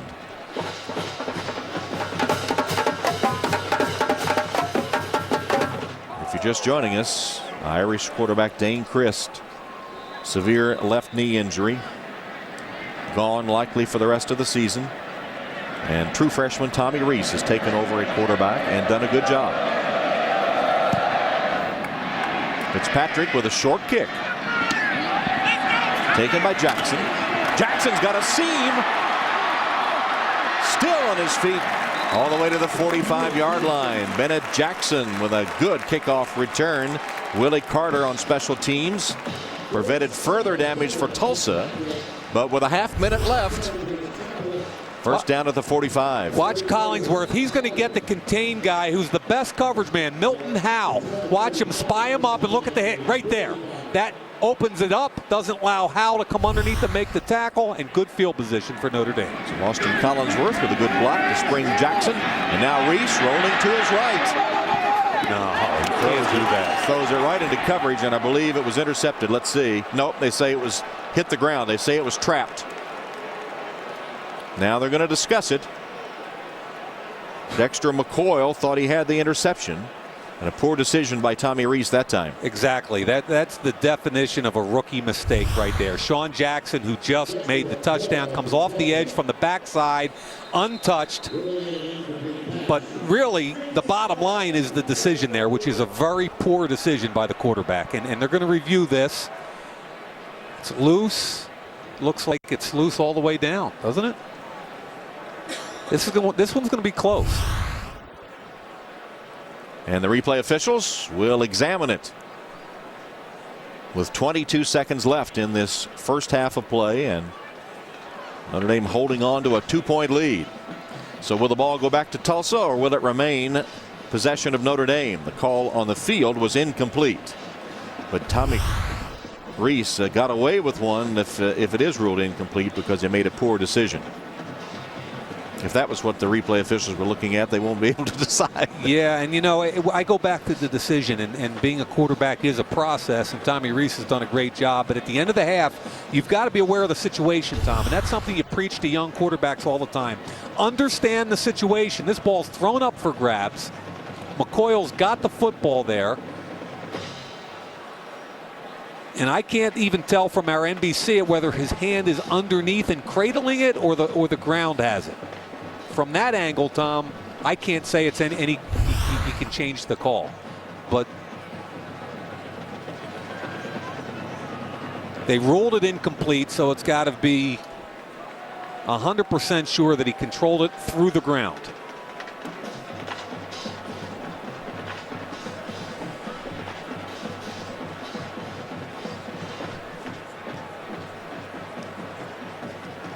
There's the freshman quarterback of the Irish. After further review, players had his hands underneath the ball, maintained possession of the ball. First down, Tulsa. So it is overruled, and it's the determination is he did have his hand under the ball, that it did not hit the turf. And so Dexter McCoyle has his 4th interception of the season. So it's right here, and I couldn't tell whether it was the Notre Dame receiver Toma or McCoyle's hand that was underneath the football. Determined by the referees it was McCoyle, and therefore an interception, and Tulsa ball with 22 seconds left in the half. Tulsa does not have a timeout left. They take over at their own 35-yard line. Here comes one of their formations. The quarterback is underneath, and they run the reverse. And Demaris Johnson falls down after a gain of a couple of yards. Todd Graham is the king of gadget plays. They come off the sidelines, and they're hiding 2 of their skill position players behind their offensive line. And with that, the first half will end. But Todd Graham got his wish, and within striking distance of Notre Dame after the first half of play. And the Irish playing without quarterback Dane Christ. It'll be Tommy Reese now that operates the offense for the Irish. First half ends with Notre Dame leading 20-18 as we go to Alex. Well, Coach, we know Dane Christ has a significant knee injury. What kind of impact now going forward in the second half does that have on your offense? We're already past that. You know, Tommy's come in, and just a bad break. The ball got batted, and they returned it for a touchdown. But we're out there battling. We're a little short-handed, but we're going to keep fighting and keep battling. You guys dealing with a lot of emotions now, the loss of Dane. How do you keep this team calm? What do you tell Tommy, a freshman quarterback? Just be smart. First down, let's not try to do too much there with the interception late in the half. But, he's a kid that runs the spread, and you got to get him, give him the ball and let him play. He makes good decisions usually. And, again, we'll just keep battling, come back out in the second half. Thank you, Coach. So at halftime, Notre Dame leading Tulsa 20-18.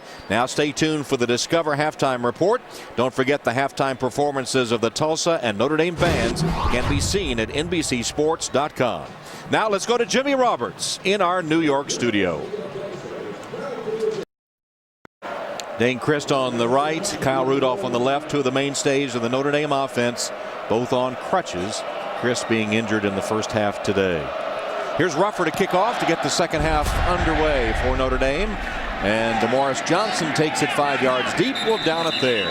And Tulsa will start from the 20-yard line as we check in with Alex. Hey, Tom. Well, Tulsa head coach Todd Graham came into this game with a goal of being within 7 points at the half. He's within 2, so he's pretty happy about the position his team is in right now. He emphasized with his team the 9 penalties for 81 yards at the half there. Wants his team to clean things up there. He says they're excited, but that they came here to win, Tom. And if they could win, it would be the biggest win in this team's history. That's what Coach Graham has told us a couple of times. It would be the biggest win in Tulsa's history, despite the fact they're in the middle of the Conference USA race. Here's a play action fake and a keep by Kenny that gets him 5 yards on first down. Tulsa has played in the Conference USA championship game 3 of the last 5 years, and they are currently 2-2 in conference play, with Houston and SMU tied for first place in the West Division, and Tulsa playing Houston in a couple of weeks. Second down. Kenny, good protection, and finds his man. It's Roberson. Roberson has a Tulsa first down, crossing the 30 and taking it to the 34-yard line, where he's knocked out of bounds by Brian Smith. We've got 2 spread no-huddle teams with different goals as far as number of snaps per game and time of possession. It's kind of interesting, and a story will develop. Kenny capped after making the fake and gets to the outside. G.J. Kenny able to turn the corner and get close to a first down before he's chased out of bounds by Harrison Smith. They're going to mark it just short of first down yardage. And a good cut by Kenny, but Capron Lewis Moore lost contain on the backside.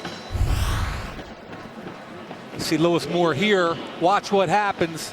He comes down. Now you can't lose contain. You've got to force him back to the middle of the field. The safety, Harrison Smith, forced to make the play. Second and short. Fake, keep Kenny. And Kenny crosses midfield and has another Tulsa first down. G.J. Kenny running for 9. And we talked about this kid's athletic ability at the top, and he makes somebody miss in the hole again. Watch the move in the hole. He's going to make a cut right here. Teo misses him, gets north and south. 2 consecutive really quick-footed moves by the quarterback, G.J. Kenny. 12 carries, 69 yards for Kenny. Going to pass here, and protection breaks down. He'll be sacked back to the 50-yard line. Ethan Johnson. And they brought another cornerback blitz. Bobby Diaco getting aggressive. They did it successfully in the first half. They love to bring Gary Gray off the edge. Quarterback Kenny stepped up inside. He was looking for the deep route, didn't see it. There's the cornerback blitz. They're trying to throw the wheel route backside. Good job by Ethan Johnson, retracing his steps and getting to the quarterback. Ethan from Portland, Oregon, telling us yesterday that recruited heavily by USC, by Michigan, by others. He asked about their business school, and the one that answered to his satisfaction was Notre Dame. That's why he's here. Another Kenny scramble to the 40-yard line of Notre Dame. Wow, Kenny just taking it with his feet now. That time Zeke Mata, the safety, came on a strong safety blitz. He got blocked, and Kenny took it up inside him for good yardage again. And of course, speaking of the reason that Ethan Johnson came to Notre Dame, the academics, and then the graduation rates for football released.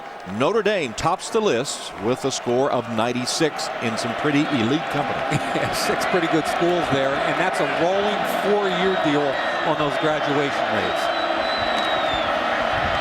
Kenny's quick pass on target to Jamad Williams. And Williams will have another Tulsa first down. So first possession of the game, Tulsa marched down the field in 9 plays to get the first touchdown.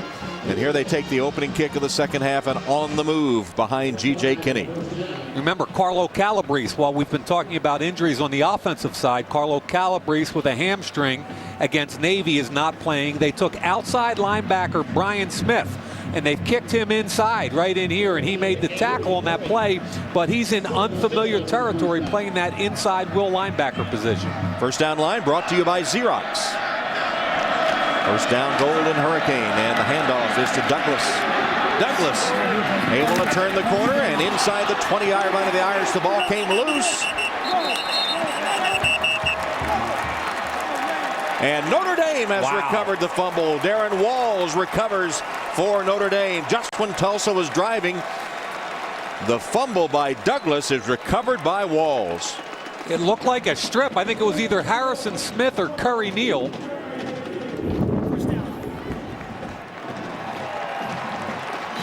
After the big gain by Douglas at the very end there, the helmet of Harrison Smith, the strip by Curry Neal, and with the score 20-18, we'll be back.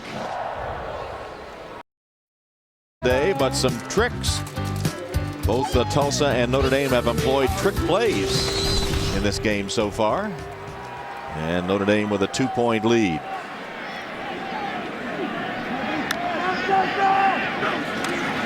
Tommy Reese, the quarterback, zips it out to Toma. Robbie Toma makes a nice game. You could tell pre-snap they had an advantage to the wide side, 3 wide receivers, and Eifert and TJ Jones did a great job blocking for Toma. 3 wide receivers out here on a soft corner. There's the first key block, and then the second one on the outside. Good job by Toma. First down. Notre Dame trying to take advantage of a fumble recovery when Tulsa had been driving into Irish territory. Freshman quarterback Tommy Reese replacing the injured Dane Christ has Michael Floyd. And Floyd, who's having a big day, is out of bounds right around the 45-yard line. And that's Floyd's 8th catch, and I think they're scared to death that he's going to go over top like he did against Western Michigan. They're playing that soft corner and just coming up and tackling him. Notre Dame's got to take that as often as it's there. Spotted at the 44, and first down Irish. Dane Christ on the sideline after injuring his left knee, an injury that likely will sideline him for the rest of the season. And the pistol now with Wood behind the quarterback Reese. Gets the fake, and Reese rolls, sets his feet, still dancing around. Protection breaks down, so he throws it away. Pretty good decision by the freshman that time. Nothing downfield, didn't take a chance, as he had a couple of times in the first half, and just sailed it out of bounds. I really like the decision there. What they were trying to do out of the pistol is fake it to Sierre Wood, and then Wood's going to run the route. So Wood's going to come down here and then loop outside. They were looking for a big play, but great discipline inside. Good coverage, and Reese throws it away. Handed to Sierre Wood. Wood bursts free and powers his way inside the Tulsa 40-yard line. Best run of the day by a running back for the Irish, as Marco Nelson stops him after 19. Look at Zach Martin, the left tackle, very athletic kid, pulls up into the hole. Good job by Wood with patience. We talked to him yesterday about patience, and Zach Martin gets the block on Cornelius Arnick, and Sierre Wood does the rest. Irish moving the football after the turnover. Reese, receiver fell down. It was TJ Jones, so the pass incomplete. Kind of interesting, Tom. We talked about a limited package for Tommy Reese, but I'm not seeing that today. What I'm seeing is a kid that threw the ball 29 times in the first half, coming in relief for Dane Christ, and in the second half they're being very aggressive. They're coming out in the pistol with throwback. It looks to me like they're running the full complement of their offense. Second down and 10. Blitz comes. Reese immediately finds Toma. Toma able to evade the Tulsa defenders to the 20-yard line. Nice run after the catch again for Robbie Toma. It went 16 yards. Hey, and the quarterback, this is a planned run play. It's supposed to go to Wood. Watch the offensive line fire out, but he understands that he's got an advantage out here. It's called a smoke. He makes a decision, and the run is abandoned. It was supposed to be the guard pulling in front of Sierra Wood, and the freshman quarterback takes advantage of a soft edge and makes a big play for Notre Dame. From the Tulsa 22, first down Irish. First possession of the second half for Notre Dame. Sierra Wood dancing his way, ran into the back of his own man and falls inside the 20. Zach Martin a little bit shaken up. Sierra Wood ran up his back as he was trying to make a block. And that's why all the offensive linemen wear braces on both of their legs, whether or not they've been hurt or not. Now, often get rolled up from behind, just like there. You called it. You saw the right knee, and he grabs it immediately and goes down. I feel badly for those linemen because they get rolled up all the time from behind without any way to protect themselves. Now second down and 6. Reese, Lotto Green in front of him. Inside the 10.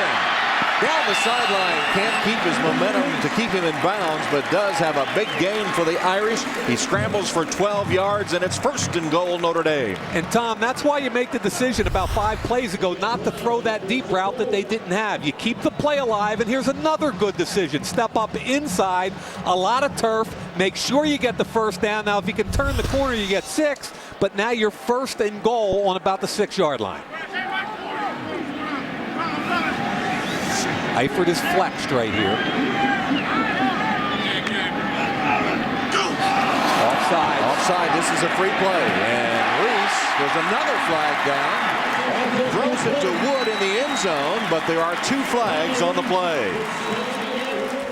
Offside. Defense 21. Penalty beating Klein. Result in the touchdown. So it was the obvious offside call. Then another flag came down, but both for the same infraction. Touchdown good to Sierra Wood. That's his first receiving touchdown as an Irish player. Set up by the strip fumble by Harrison Smith and Curry Neal on the preceding Tulsa drive. Ruffer the point after. And it is good. So Tommy Reese throws another touchdown pass. This one to his running back, Sierra Wood. And Notre Dame, off the Tulsa turnover, ups the lead to 27-18.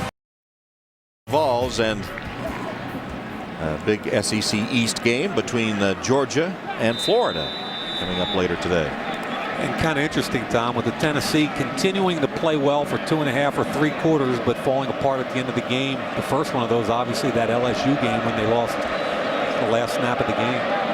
That's Damaris Johnson awaiting the kickoff by Ruffer. This is a short one, and Johnson takes it at the 5. And makes a good return of it.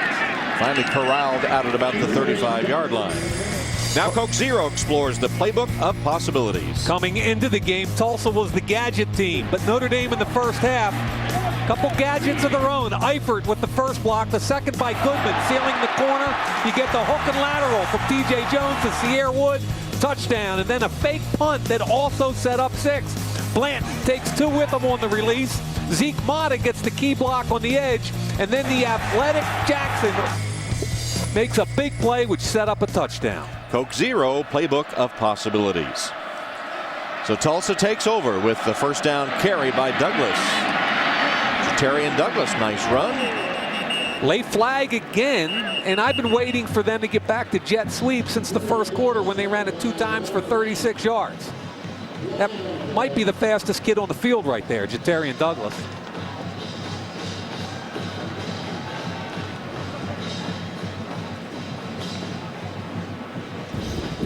Legal block below the waist. Offense number 1. 15-yard penalty. First down. Called on Trey Johnson. Well, the penalties have really been costly for Tulsa today. And they were driving the ball the last time they had it. First possession of the second half, and then fumbled it. Tulsa scored a touchdown and a field goal on their first 2 possessions. They've gone now 7 possessions without a score. Trey Johnson, you can get a crack back, but you got to stay above the waist. If you go below the waist, they're going to call it every time. And instead of a 14-yard gain, you just put your team in the hole. DeMaurice Johnson lined up here in the Wildcat. Direct snap to him, fakes and keeps.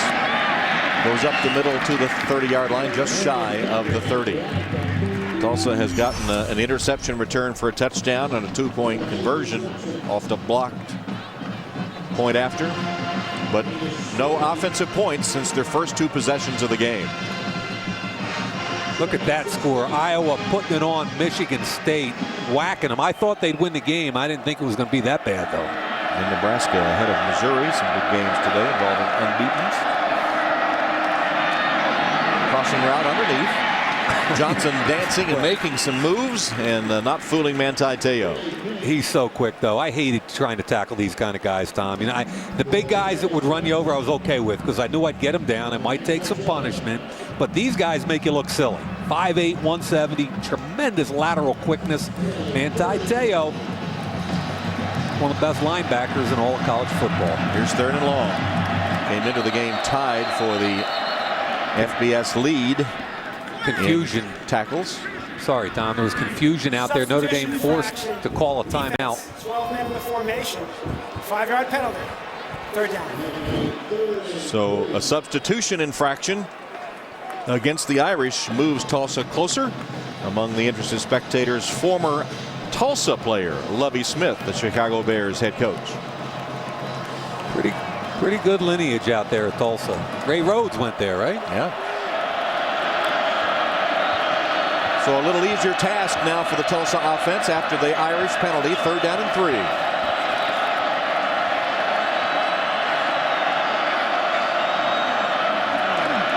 Putting the pressure on Kinney, able to get the pass off, but incomplete. Intended for Willie Carter. And another flag. I've never seen so many flags in my life. Good coverage by Notre Dame, man on crossing routes. Like it's going to be against Tulsa for interference, which would be declined. They've been doing some crossing routes, and this time they got man coverage. Good job by Harrison Smith. It was almost a pick route there, and I guess that's what they're going to call it on, is the pick route. See underneath, Blanton staying with 34, Willie Carter. I didn't see any offensive pass interference, and I'm a former defensive back, I would tell you if I saw some offensive pass interference, because I don't think they call it often enough. Todd Graham didn't see it either. They'll decline the penalty, make it 4th and 3, and Michael Such in punt formation. Come on, Jay.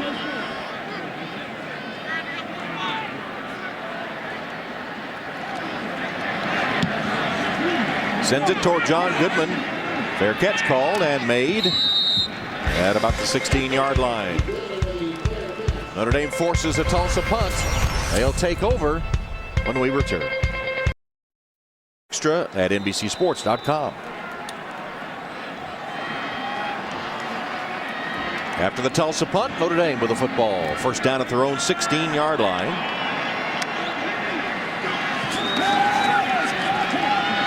Tommy Reese came off his first receiver and went to his 2nd man, Robert Hughes, out of the backfield, and they're going to rule incomplete pass. Sometimes I think the most difficult thing for young quarterbacks is when a team drops off and plays 8 and they're playing coverage and you get frustrated. Your internal clock is telling you to get rid of the football, but there's nobody open because there's 8 guys in coverage. That's often where you want to either draw or screen teams when you anticipate that.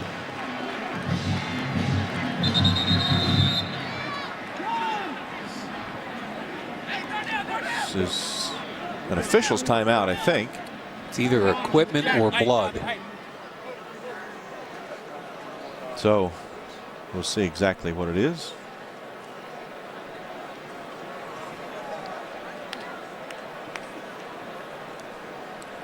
It involves Tanner Antle. A tough kid, man. Told us football has been all he's ever known. And he doesn't figure that he'll be playing after his eligibility is up at Tulsa this year. And so he said he plans to go into the ministry.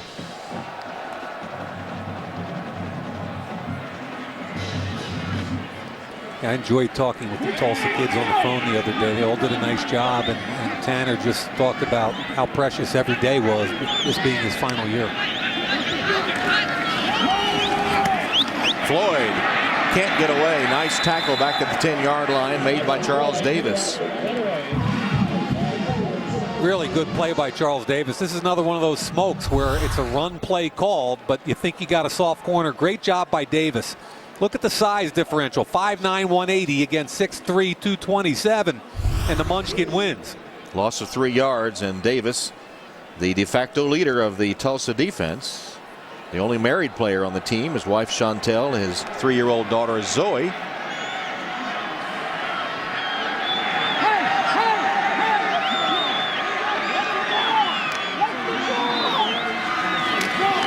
Draw play. Wood crosses the 20-yard line. 5.5 minutes to go in this third quarter. Notre Dame up 27-18, but 4th down upcoming for the Irish. And Tommy Rees is getting the Brian Kelly lecture over on the sideline. Ben Turk in punt formation. I've seen a bunch of criticism in papers about the way he is on the sideline with his quarterback, but that's the guy you hired. I mean, that's who he is. He's intense. He's a quarterback guy, and that's who he is. That's what Brian Kelly brings. Damaris Johnson with the return. Dodging and ducking and driving and picking up blockers on the way. And Damaris Johnson is at the 10-5 touchdown.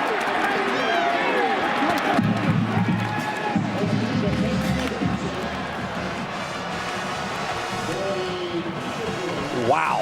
We want to talk about getting your football team right back in the game. This is the kid we highlighted. Look at him make 2 people, 3 people miss right at the beginning. Then he picks up a critical block midway through there.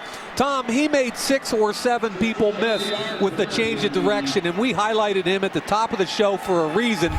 You get him the football with some space, and good things happen for Tulsa. And had a little word for the Tulsa band as he scored a 59-yard punt return touchdown. And Fitzpatrick adds on the extra point. Well, the offense has stalled for Tulsa in recent possessions, but they're doing it other ways. It's now 27-25. With a 59-yard punt return touchdown. The last Notre Dame opponent to return a punt for a touchdown, Penn State's Dernick Williams in 2007. Look at this. Well, able to collar it as the ball hit the ground, and Jackson just able to latch onto it before Tulsa got there. That was a live football, and the momentum swings Tulsa's way now. That was Milton Howell, number 19. Yeah, he's their best cover guy. This kick was into the wind. Jackson couldn't get there. Look how high it bounces. Milton Howell on top of him. That's just a good job controlling the football and making sure you don't give the ball away.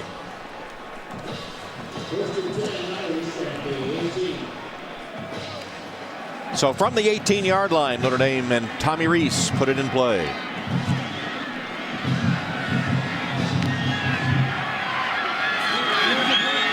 Rees rolls. Protection is good. He finds T.J. Jones. Jones bounced off one hit.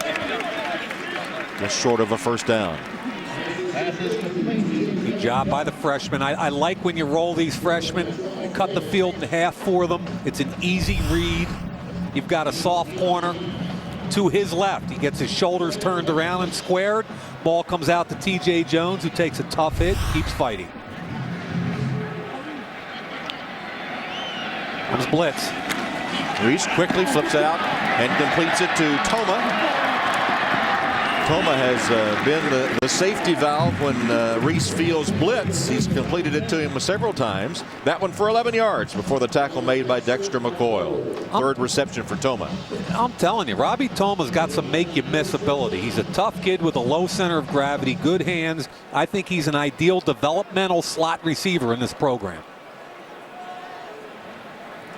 There's his season's work. He has 3 receptions today for 51 yards.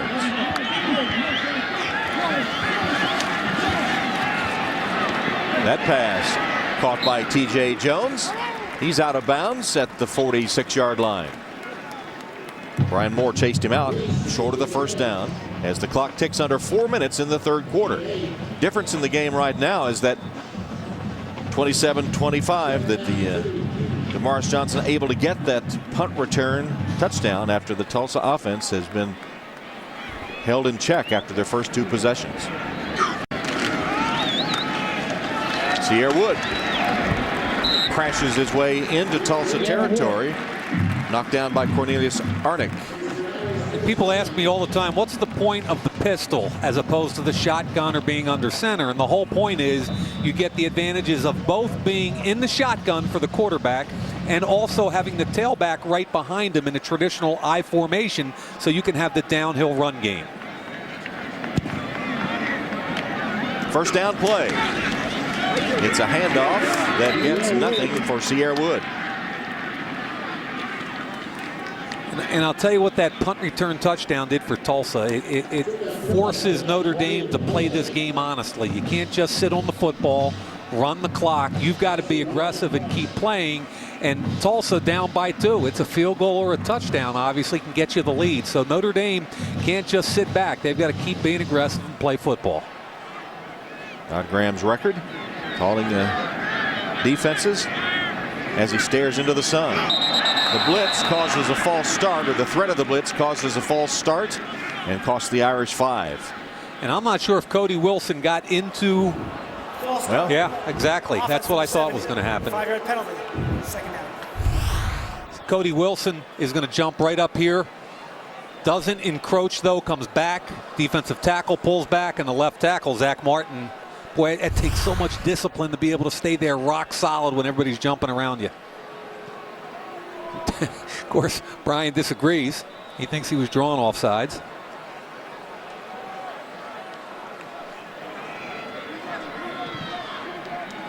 Huge difference between being up 9 and up 2. Just different way you got to call a football game. Second down and long for Reese in the shotgun and rolling to his right. Then tossing it back to Wood. And the little shovel pass. It's good for a small gain, which will bring 3rd and long for the Irish. And that's a whole timing thing. Sometimes it's difficult. Watch number 59 Stewart pull out in front. It looks like Sierra Wood's too tight on Stewart's butt, and I mean, he's a 351-pound guard, so it's not too difficult getting close to him.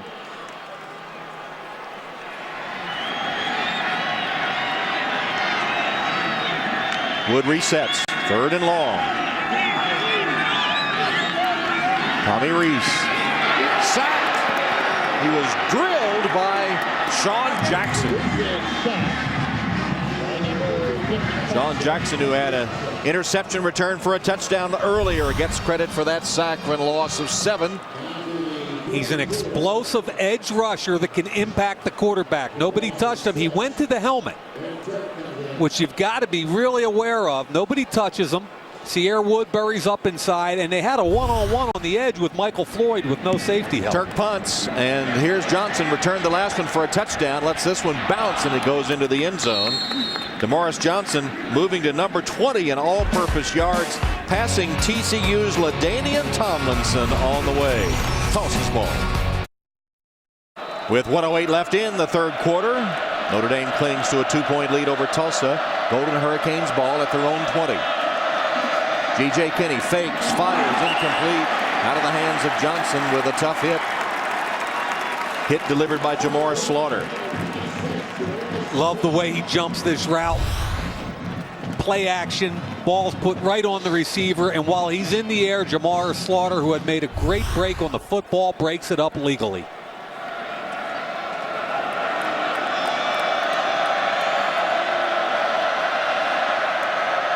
Kinney keeps after faking the handoff. It really seemed this second half to have found something they like with the quarterback keep. Remember, Tom, the first drive of the second half, they took it all the way down until a strip fumble. Kinney's reading this. He fakes to Douglas. Now he sees what he likes. There was a down block on the inside linebacker. He's able to get it out and pick up good yardage. A yard shy of the first down.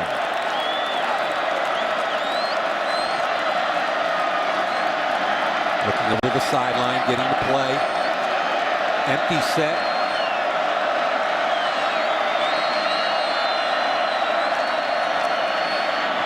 Kinney. Incomplete, intended for Trey Johnson, with Harrison Smith defending. Kinney led him right into the defensive back. Empty set. Notre Dame brought 5 that time. 3 defensive linemen and both linebackers, both inside backers on a cross stunt this way. Brings him right into the coverage. Harrison Smith headhunting. Trey Johnson smart enough to get down. So 4th down and 1. And Michael Such is on to punt it to Goodman.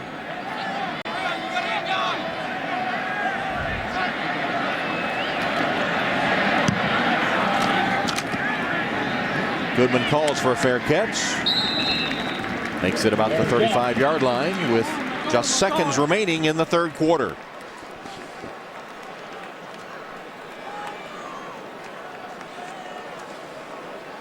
Well, what did Todd Graham say about getting this game into the 4th quarter, Thomas? He's got it there, trailing only by 2. And what he told us would be the biggest win in Tulsa football history. And the Irish playing without quarterback Dane Christ, serious left knee injury. He's on the sideline on crutches. There he is. They're replaced by the true freshman Tommy Reese. Back in the pistol. Tells me they want to run the ball downhill a little bit. Sierra Wood. Nowhere to go. The Irish have not been effective running the football today. And that play by Wood will bring the 3rd quarter to a close. So at the end of 3 quarters at Notre Dame Stadium, it's Notre Dame 27 and Tulsa 25. And we'll return to Notre Dame Stadium after these messages from your local station. You're watching Notre Dame football on NBC. Happy Halloween. Look at that cute little puppy dog. That's adorable. Start the 4th quarter at Notre Dame Stadium with the Irish clinging to a 27-25 lead. Both teams scoring a touchdown and point after in the 3rd quarter. Tulsa got theirs on a punt return. Here's Tommy Reese finding a man wide open. It is TJ Jones, but he's unable to get many yards after the catch as the defense swarms to the ball, led by Brian Moore. And I'm okay with that decision by Tommy Reese. Again, they played coverage. They dropped 8. They only rushed 3. He took his time, found the soft corner to the far side, and that brings up a manageable 3rd down now. Ball straddles the Irish 40-yard line where it's 3rd down.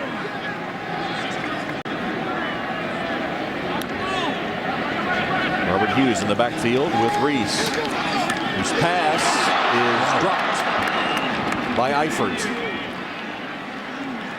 And they block that up nicely inside, giving time to get the football to Eifert.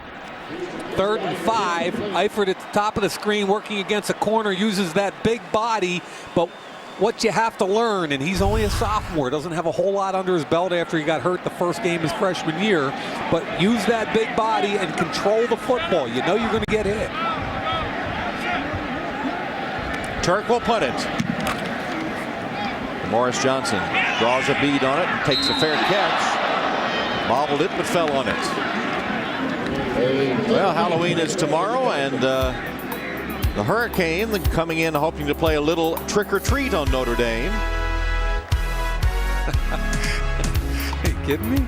This is good stuff. Mickey Mouse. Look for Brian. The kicker, Fitzpatrick. And here's the quarterback, G.J. Kinney. He's Robin. Who's Batman? Still looking for him. I think it's DeMar's Johnson. Yeah, it could be. I would say it's a pretty good call. Johnson in motion and takes the handoff and has 9 or 10 yards right off the bat. As we pointed out, Tulsa's moved the football pretty well on their offense, but they've only gotten a touchdown and a field goal on their first 2 possessions. After that, it's all been defense and special teams that have got the scores for Tulsa. They had a punt return for a touchdown. They also had a returned interception for a touchdown and a blocked point after return for 2 points. Kinney able to get on the football with Sean Swinar getting the start in place of Ian Williams, who is injured and had a serious injury in the game against Navy. And Ian Williams is a great football player, but Sean Swinar has been playing more and more snaps as the season progressed. He's a very solid nose tackle, stayed home on that play. And yes, they will miss Ian Williams, but he's a good player. Flag down as the fans try to rally the Notre Dame defense on third down. It's going to be actually a timeout taken by Notre Dame. Let's see if the timeout came before the flag. First charge timeout. Notre Dame. And apparently so. There's Ian Williams, nose tackle for the Irish, sidelined by injury. With Notre Dame clinging to a 2-point lead over Tulsa, 13:29 on the clock. Third down play for the Golden Hurricane. G.J. Kinney under pressure and sacked. Kerry Neal was the first man there. And they got man coverage. This is a full blitz. Kerry Neal, the outside linebacker, coming free. And just watch how many people they're bringing. You're going to see different people. And then from the outside, here he comes this way. And with a young quarterback like Kinney, sometimes your eyes come down in the pocket when you feel pressure. And I think he could have hung in there, made a throw because of the man coverage in the secondary. Such for another punt. Goodman bobbled it but held on to it and then gets to the sideline and is out of bounds. He marked out about the 40-yard line of Notre Dame.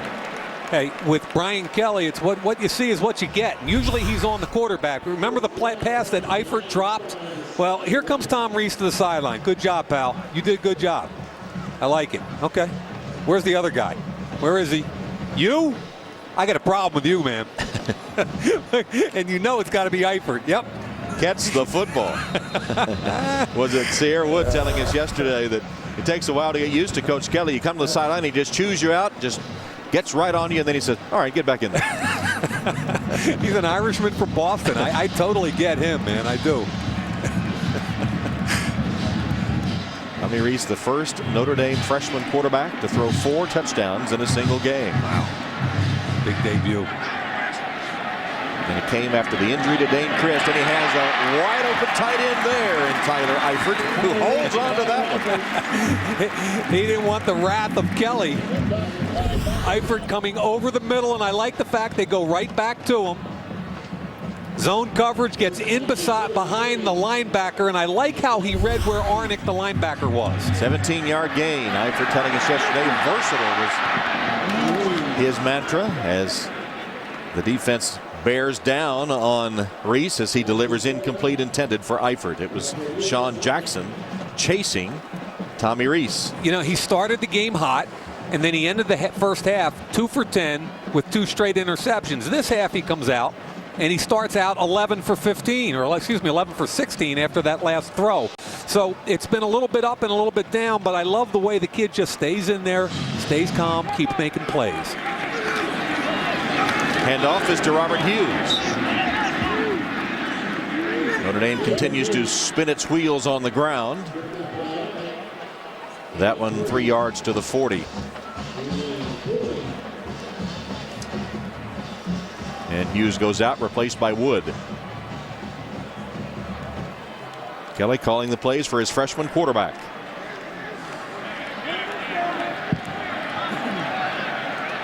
Another key third down situation. Backside over there, that's Floyd. Third down handoff to Wood. And Dexter McCoyle makes sure Wood does not have first down yardage. You know, I think we talked patience with him yesterday. Here's a play where a young running back has got to be patient. His right guard's going to pull out. Watch what happens. Be patient here. Get in behind him. Let him set the block up. Don't step inside the block. If he sets the block up, he's got a chance to make a big play. 4th and 5. Punt unit is out.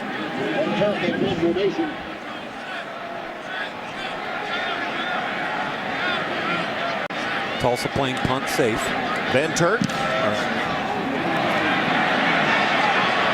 I don't get that. Go out of the end zone on the fly, and that's not exactly what they wanted. Touchback. I don't get that punt. Well, only a net of 18 yards on the punt by Turk, which goes out of the end zone. And Brian Kelly not happy with his offensive unit. Now presented by Sprint, the Now Network. Dane Chris, starting quarterback, injured in the first quarter, left with a serious left knee injury, replaced by the freshman Tommy Rees, who has become the first Notre Dame freshman quarterback to throw 4 touchdown passes in a game.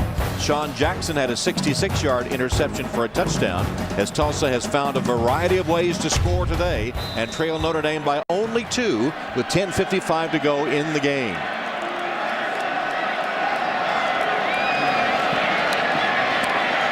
Kenny thought about it, then decided to run and makes a good run out of it, stumbling past the 30-yard line. Good for a first down. Blasted out of bounds by Manti Te'o. This Tulsa offense had a touchdown and a field goal their first 2 possessions, and the last 10 possessions have not netted a single point. It's been the other ways they've been able to score that kept them in the game. Punt return and an interception return. That's right. And a blocked PAT for 2 points. There's the handoff to Roberson. He had so much shimmy and shake there, so he forgot the football. Another jet sweep. This time, instead of Douglas, they give it off to Roberson, the freshman, and then pick up good yardage. Watch him. Watch all the shake he's got here. Shake, shake, get it. Oh, where's the football? Yeah, Blanton didn't go for the shimmy or the shake. Defensive back's best friend is the sideline. He's your 12th man. I think Kenny's got to start throwing the football down the field a little bit. I think he's relying too much on his legs and has missed some reads. Late shift. They're good at this. Johnson. Now Kenny and Douglas winds up with the football. And Notre Dame not fooled, as Robert Blanton was first to arrive on the scene and caught Douglas for a loss of 2. And the key here is they're bringing a corner blitz, so they're in a good call from Diaco. Here comes Blanton, and he ends up with the quarterback trying to block him. So that's advantage defense. Blanton stays home, forces back inside. That's team defense. And it brings up another 3rd down, a crucial 3rd down for the Golden Hurricane. If I was Notre Dame, I'd locate number 3. Kenny takes a low snap, stands in the pocket, whips it downfield. I'm not sure if it was intended for Ricky Johnson or DeMaurice Johnson. He sort of landed in between them and incomplete. Notre Dame double-teamed DeMaurice Johnson the entire way, walled him off, and Ricky Johnson was wide open. Kenny right now doesn't look. There's the double team. He's out of it. Ricky Johnson breaks wide open, and the ball's overthrown. I really think that Kenny, since a very positive early first quarter, has struggled throwing the football. Well, it's been a punt fest lately. And here's Such in punt formation for the Golden Hurricane. Nice one. Goodman, fair catch. 16-yard line. Well, in 2 weeks, Utah, the BCS Buster, comes into Notre Dame Stadium for the first time ever to take on the Fighting Irish. That's 2 weeks in a game presented by Valvoline, only here on NBC. Utah going into its game against Air Force tonight, undefeated, and with a match against TCU upcoming next week, while the Irish will be off next week. Try to get some people healthy. Their quarterback's fun to watch. Jordan Wynn, he's completed over 70% of his passes. I'm looking forward to that game. Draw play, Sierra Wood. Sierra Wood got a pretty good chewing out from Brian Kelly the last time he left the field, but it won't be his worst experience at Notre Dame. He said that first day in the winter was the worst experience of his life. He said he had on 2 hats, 2 pairs of gloves, all the clothes he could find, and he was cold down to my bones, to quote Sierra Wood from Oxnard, California. He really got animated when you asked him that question, Tom.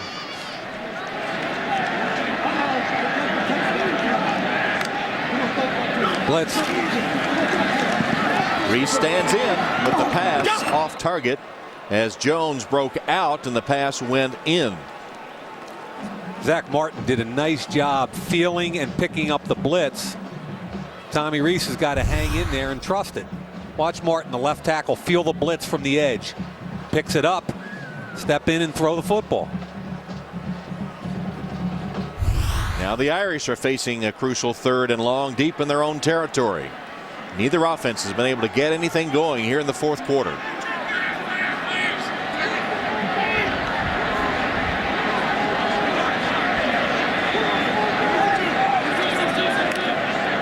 They come. Rees hangs it up. But Eifert can't run under it. And it's incomplete. Another punting situation. And meanwhile, in all this exchange of punts, Tulsa is slowly winning the field position battle.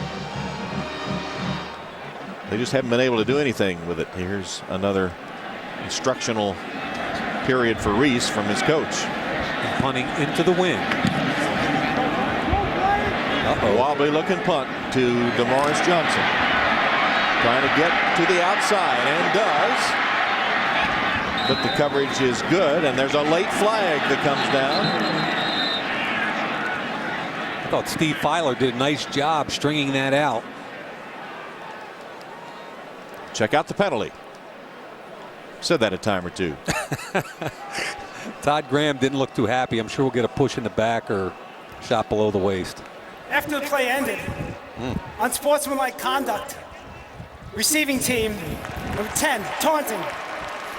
Correction, number 19. 15-yard penalty, 1st down.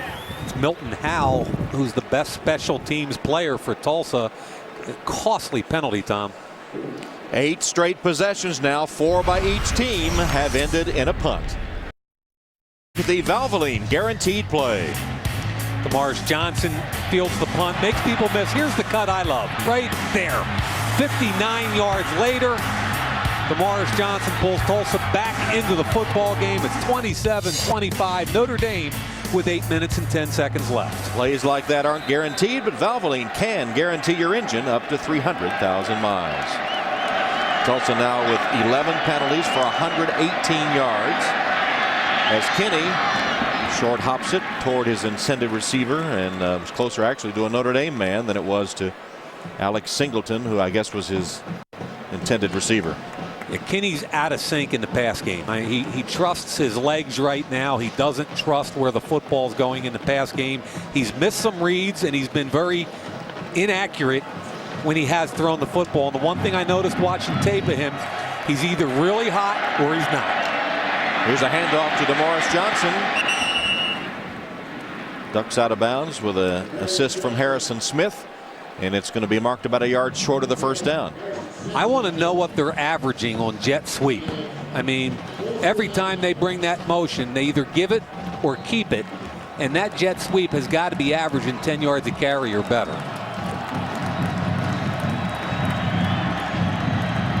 3rd down and a yard.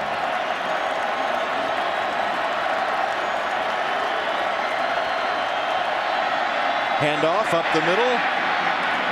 Looked like Alex Singleton had pretty good momentum and second effort to get him very close to the 1st down. Wrapped up by Kerry Neal. And you called that right. He's a 249-pound back, which is why he was in the game in this situation. He was hit behind the line of scrimmage, but watch the inertia as he makes contact right there, and now the leg drive to push the pile. Kerry Neal with the initial contact, Capron Lewis Moore in, Jamar Slaughter, but Singleton wins that battle. Had to kind of double clutch to secure the ball, but got the 1st down. Here's Kinney. He'll be sacked for a big loss on the play by Darius Fleming. Loss of 6 yards. And now Kinney will have to go presumably to the air, where he has missed his last 5 attempts. And he's really struggled. They got single coverage out here on their best football player, Johnson. Look at the break. He takes him to the post with Zeke Motto on him. No help to the inside. If he can keep his eyes up and his feet planted, he's got a chance to make a big play.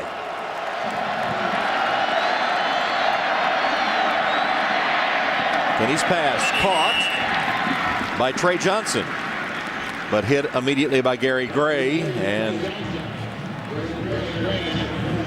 That seems like their first completion in a long time. Well, he'd missed 5 in a row before that one. Right. As we pass 6.5 minutes, 3rd down and 11. And this kid's got a lot of ability. Kenny, here come the signs in from the sideline. He's got a ton of ability, but he's so streaky. And Tulsa's going to call a timeout. So timeout taken by the Golden Hurricane, facing a 3rd and long when we return to Notre Dame Stadium. Golden Hurricane. G.J. Kinney opened the half 3 for 3 on their first possession. Has hit a dry spell now. Only 1 completion in 15 minutes of play. Here he goes to the sideline, and it's caught by Johnson. A flag is down. Damaris Johnson with the catch. It goes for 21 yards. Darren Walls wrapped him up, but is this going to be another Tulsa penalty? Wow. Pass interference. Offense number 5. Blocking while the ball was in the air. 15-yard penalty. 3rd down. Away from the ball, Ricky Johnson called for blocking while the ball was in the air. Offensive pass interference. The 12th penalty against Tulsa today, and they have been at inopportune times. You know, I struggle with that call, and I don't think he was trying to block anybody. It was man coverage. He was trying to fight his way inside and then get over top of them. In my opinion, that's not a block. There's contact, yes, and the ball's in the air. Technically, you could say he was aggressive, but I just don't like it at all. Way away, didn't impact the football play at all, and takes away from a great football game. Todd Graham is hot. Over 120 yards in penalties by Tulsa today. Kinney scrambles, drills it, and it's caught. This is Ricky Johnson. Finally brought down after picking up a first down by Jamor Slaughter. 31 yards on a clutch play on the pass from G.J. Kinney. 3 receiver side. They're playing protection. 8 men, and he's just going to sit it down. The safety goes deep. I like the way he sit it down, and because it was only 3-man rush, Kinney had a ton of time. He steps into the throw like a center fielder, crow hopping, and bang, puts it right on him. Here's Kinney being chased, dodging 1 man, and then tackled for another sack. This is Darius Fleming. You know, Fleming stayed alive. You want to talk about what Bobby Diaco preaches here. It's hustle, intelligence, determination, and what you're going to see is Fleming come off the edge. He's not going to make the play right here. He's going to go down. Then he's going to get up, stay alive, and make the sack from behind, and that's a huge play. 5th sack of the day by Notre Dame.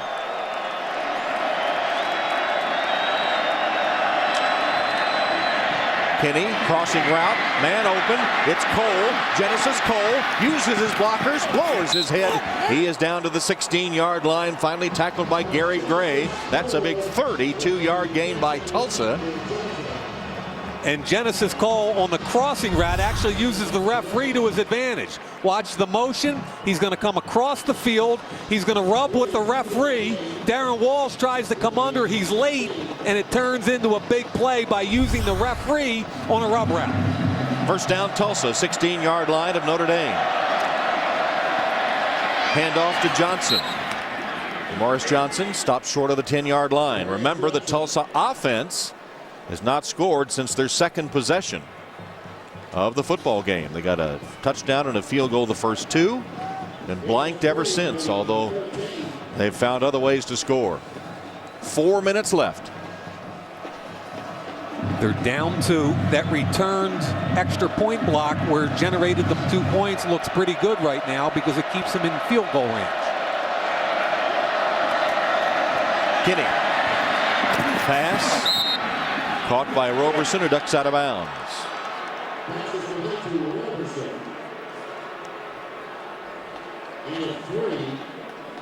Not only 3 yards on that pass completion, and bringing up another 3rd down.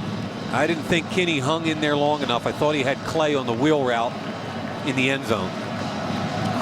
Critical play here. Now you've got to identify Clay and Johnson. They're the 2 big play guys, and they're Johnson and Clay in motion. They're the guys that make plays for this team. Kenny rolls right, delivers the pass, dropped. Clay. Charles Clay dropped it and now is hurt on the sideline. You know, that's frustrating for a coach. You do everything you can to get one of your guys an opportunity to make a play. You put it on him and he drops it.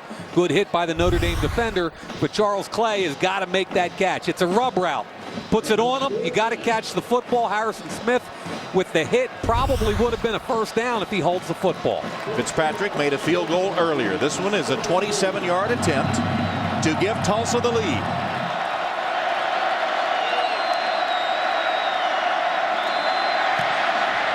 And it is good. It is good. So with 3:23 left, Tulsa gets a field goal to lead Notre Dame 28-27. Tulsa has regained the lead since the first time late in the first quarter. It's 28-27 Golden Hurricane. Bidding to record what their coach called the biggest win in school history. Fitzpatrick will kick it. You saw Bennett Jackson along with Austin Collinsworth deep. Here's Jackson. Hit, turned around and dropped. Forward progress to the 21-yard line. It was Donnell Hawkins on special teams. Good play for Tulsa. So freshman quarterback Tommy Rees now with 3:12 left. He'll be called on to win the game for Notre Dame. Tom, he's already thrown 47 passes. If you think about how far he's come from that Michigan game, it's unbelievable. And now they're going to put the whole game on the weight of the game on his shoulders. Last Notre Dame score was a touchdown midway through the third quarter. They've gone scoreless their last 4 possessions. Over 20 minutes of play.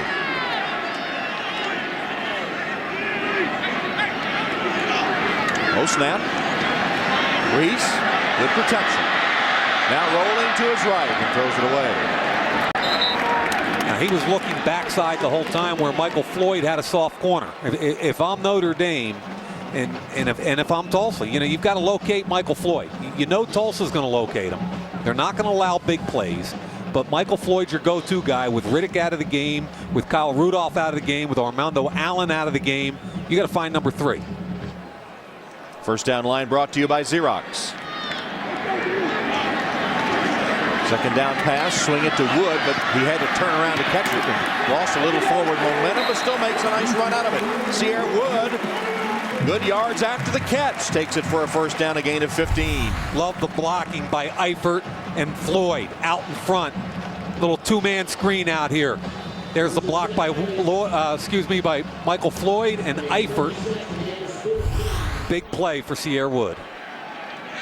Michael Floyd, who had 7 receptions in the first half, only 2 in the second half for 8 yards. And that pass intended for Floyd, and he caught it. He did. He's got huge hands. He looked like a center fielder. He did, and you know the ball's not very well thrown, and they picked up a blitz. But look at the one-hand grab. He controls it, brings the left hand on top of it. That's just a wonderfully athletic play by Michael Floyd. And the 10 catches, that was the 10th, matches his career high. Zach Martin, great job picking up the blitz. Rees, way tall for Floyd. And he was there. I mean, that was a zone. Michael Floyd was open. The protection was good. This is where Tommy Rees has to make a play. Here comes a little dig route. He's open. Ball's thrown too high.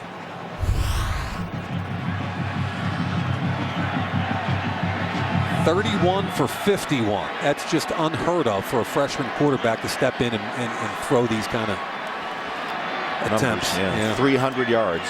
But the game here on the line, and timeout taken by Tulsa. Something they didn't like defensively, so they took the timeout. Well, what it was Sierra Wood came out of the backfield and was being covered by an inside linebacker, Cornelius Arnick. So here are the quarterback comparisons. Tommy Rees taking over for the injured Dane Christ in the first quarter. And the veteran G.J. Kinney, who is in his second year as a starter. There are the numbers. 300 yards passing for Rees as we pointed out earlier, the first Notre Dame freshman quarterback to pass for 4 touchdowns in a game. Just a huge game for Tommy Rees. Was hot early, cooled off at the end of the first half, came back in the third quarter. On the other side, I think Kinney's been very erratic, real good with his feet, erratic with his arm.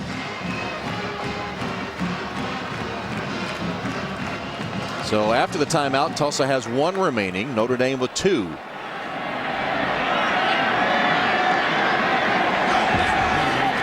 Rees rolling to the right and finding Floyd. Floyd's to the 40 and knocked out of bounds as he crosses the 35-yard line by Arnick. Talking about, you want to get the football to your playmakers in critical situations. John Flanders is a 5'10", 175-pound corner who's in man coverage. Now Floyd gets the football, he makes the cut and gets vertically up the field, north and south. Great job by Michael Floyd, and Tommy Rees being patient enough to find him. 25 yards on the gain. Ball spotted at the Tulsa 32. First down Irish. Comes a blitz. Picked up, and the pass caught by Jones. Jones on first down takes it inside the 25 where he's hit by Marco Nelson. Robbie Toma with the clear, and then he's going to come underneath. Good job, patience, and that's what freshman quarterback have to be. They have to be patient. Trust your blocking. Make your reads and then rip it. Second down and 2. Clock rolling. Approaching minute 20. Ball's at the 24-yard line of the Golden Hurricane who show blitz. And it's a handoff. Sierra Wood. Whistle blows and he'll be marked, I believe, short of the first down, or will it? No, it's enough for the first down. First down run by Sierra Wood. Sierra Wood's lucky he didn't lose the football on this one. He got a first down, but the ball was almost out. Watch him here with the right arm, right on that hit. Look at the ball pop out. Looks like an ice cream cone. Get it back. Wilson from behind trying to rip it out. Very fortunate that Sierra Wood didn't lose the ball if you're a Notre Dame fan. First down Notre Dame, 21-yard line, under the final minute. Handoff again to Wood. Wood takes it to the center of the field and goes inside the 20 where he's tackled by Corey Doris. And the clock now shows 40 seconds. And David Ruffer, the walk-on Notre Dame kicker, one of the best stories in all of college football. He's hit a Notre Dame record 18 straight field goals. And will he be called on to win the game for the Irish here? Wow. Put 2 seconds back on the clock to make it 42. At this point, Tom, where the football is on the 19-yard line, you're looking at 7 for the snap to the 26-yard line, 10 more to the goalpost. It would be a 36-yard field goal attempt.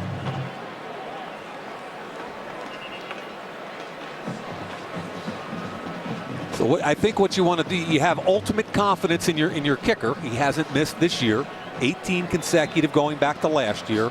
You don't want your freshman quarterback to have the fresh pressure of trying to fit a ball in somewhere. You want to make sure if he takes a shot, it's a fair shot, and it's probably Michael Floyd up high somewhere if you're going to take a shot.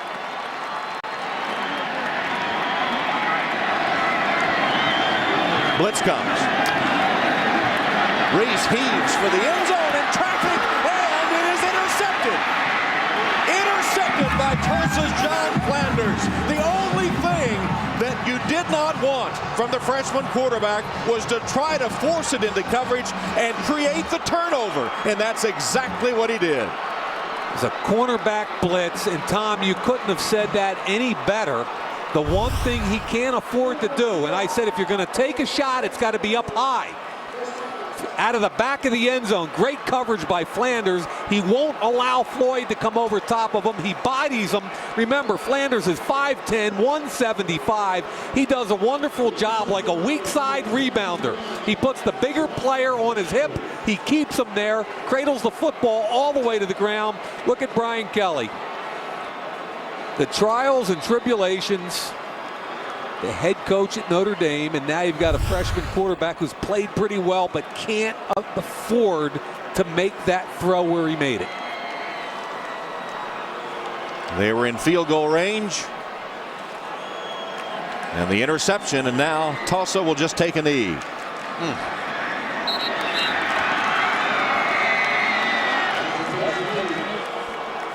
Tom, this has got to be the biggest win, clearly, in the history of Tulsa football, correct? Well, they've had some big wins in the past, no question about that. But Todd Graham said on more than one occasion to us that a victory here at Notre Dame Stadium on their first ever visit would be the biggest in Tulsa football history. The smallest school in the FBS has whipped the biggest name, arguably, in college football, at least over history, in the Notre Dame Fighting Irish. Coach Kelly with a handshake for Coach Graham. Dane Christ, Notre Dame's quarterback, knocked out with injury, replaced by the freshman Tommy Reese, who makes the critical turnover late in the fourth quarter. There's Christ, who could only watch from a set of crutches after suffering a knee injury in the first quarter, and his replacement, Tommy Reese, throwing the interception, gets a hug from his head coach Brian Kelly. And down on the field, Alex is with Tulsa coach Todd Graham. Well, Coach, put this into words for me. Well, it's hard. I'm just really proud of our kids, our coaching staff, battling like that. The timeout down there, we called timeout, said somehow, some way, and man, our kids just found a way to win. Biggest win in school history for us. You said it was going to be going into this game. Does it feel like that? How big is this moment? Well, it's hard for me to express. Pretty emotional. Coming here, having the #1 turnaround in 2003, going a decade without a winning season, come here and beat Notre Dame. Unbelievable. Great stop by your defense. I know you were conscious of where number 3, Michael Floyd, was, and then John Flanders comes up with a big play. Well, for this secondary to have happened to them what happened to them, against Oklahoma State, coming here 120th in the country and go against the best receiver in the country, I'm really proud of my kids, how they played. Congratulations.